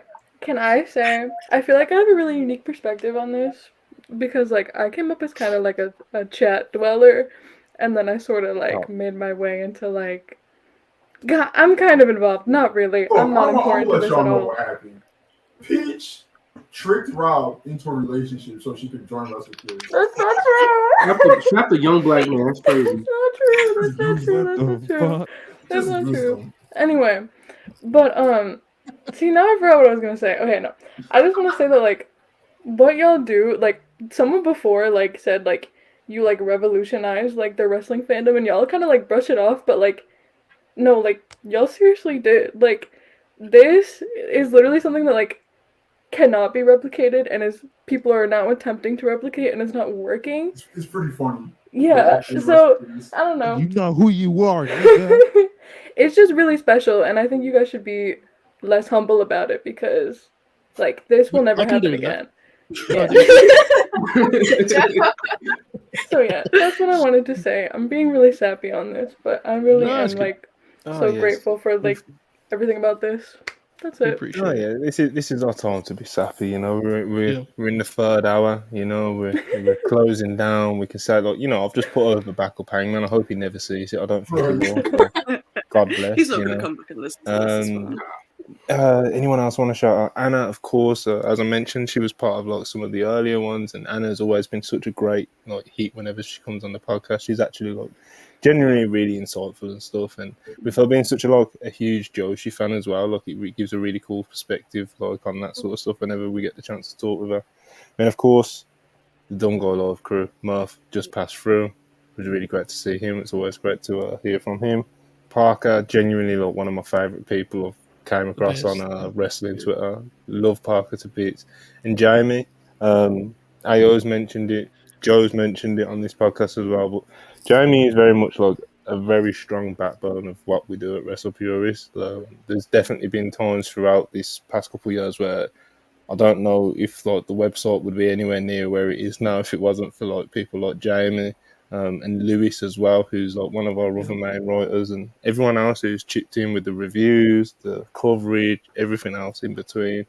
Matt, our video editor, which we, I don't know how we've deserved to stumble across someone as talented as Matt as a video editor who's willing to work on his own time. And yeah, man, it's kind of crazy, the family and crew we've built here. We've got a great team, great cast of characters, as Joe mentioned, and we're doing the damn thing.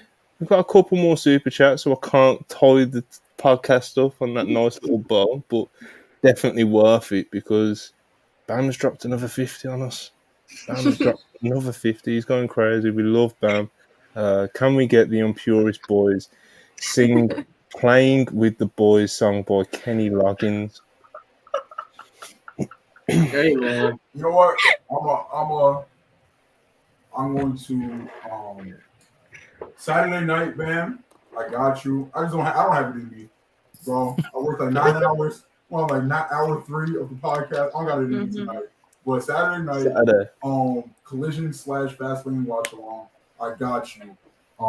Playing with the Boys Pause by Kenny Loggins. Write that down. One of the Fury calls, you got to write that down. Always gets me. I see another Unpurist. All the Unpurist singing we will do tomorrow on the show. I will do it. I'll do it tomorrow. I gotta hold you to that now, bro. I've got to. I'm not trying to give these people refunds. I'm gonna have to hold it to you. Definitely not. If you don't do it on the podcast, I'm gonna have to do a pre-tape and put it on Twitter. It's gonna. I'm a man of my word. I'm gonna sing. They sending that 50. I'm gonna sing. I don't got it in me tonight, brother. I don't want to mail it in. Damn, I gotta give you your money's worth. Adrian, 1999. Appreciate you, of course. One of our favorite. Shout out to Adrian. For the love of the game and for the love of Adrian, appreciate you, mate. Tony L50 dropping 50s. We appreciate you guys, man. You're the best. Like I said, the best live chat in all of professional wrestling. $50. When can we get the WrestlePurists game night? Send us suggestions for the games you want us to play, and that is something that can definitely happen in like the immediate future. I don't see why not. So, especially coming into the winter, that's more of like a dead period in wrestling. Not too many actually interesting things. Yeah, between Survivor Series and the Rumble. Yeah, so we could definitely do no. Okay. Wait, that's not the drawing game, right? Is that the drawing game? Jackbox and it. No, Jackbox isn't the drawing game. Oh, and it does it goes crazy on Twitch too. So yeah. All right, and Bam again dropped to 50. Big Bam, big pocket Bam. No. Can Rob sing Peaches? No. I can't do because being serenaded is literally like my biggest I say to Rob all the time, like, please don't ever sing to me because I can't. Ben's paid for it. No, please. The rules. We gotta get out of here. I gotta eat dinner, brother. Yeah. I'm hungry, brother. We go through that tomorrow. There will be I will drag Chris out of bed on the podcast tomorrow. Okay, so you are doing on Purist tomorrow. 100%. You there? Okay, Marcus, Chris, Rob. Ayo's in his part-time retirement right now from the Purist era, but who knows? If you can't be on next weekend, yo, I'm gonna need you to do it because that's my last episode of Purist at the age of 25. So I'm gonna need you there, bro. Oh shit, it's your birthday. I'm gonna see what I can do. See what I can do for Marcus' birthday celebration. All right, so man. Tomorrow we got on Purist and Rob is gonna sing Peaches, and then Peaches on Saturday. On Saturday, for the Collision and Fastlane watch along, Ayo and Marcus and Chris and any of the other Purist guys will be singing Peach. Playing with the Boys song by Kenny Playing with the Boys. Pause. Yeah. I'll write it down. Playing with the boys is such a crazy Playing with the Boys. I mean, you've sung crazier songs before. So, I mean, bro. Loggins and Peaches. I want to look up this song. We got our playlist ready. Okay. Final plugs. Of course, tomorrow, like I said, Friday on Purist. Me and Joe as well will probably be doing WrestlePurists live. That's kind of news dependent though, because if there isn't anything for us to talk about, we're not just gonna, right. But yeah, so there's a good chance that me and Joe stream tomorrow in the afternoon, then on Purist on the evening, and then Saturday, Collision and Fastlane watch along. Sunday, maybe Face Off. I don't know. Ayo, Ibu, Israel, keep you updated on that. Yeah. But please like and subscribe if you haven't already. I haven't plugged that nearly enough today. I know we've had the tracker at the bottom, but I know that kind of goes over your head after you've seen it on screen for a while. But please like, subscribe. We've massively can't be more appreciative of all the super chats, especially tonight. What the fuck? So I'm running the background. Not too much. Yeah, from myself and the rest of the WrestlePurists fam, on screen or not on screen, we love and appreciate all the support that we've been getting. And here's to 100 episodes. Thanks for watching. We will be back tomorrow. Love you guys. Peace.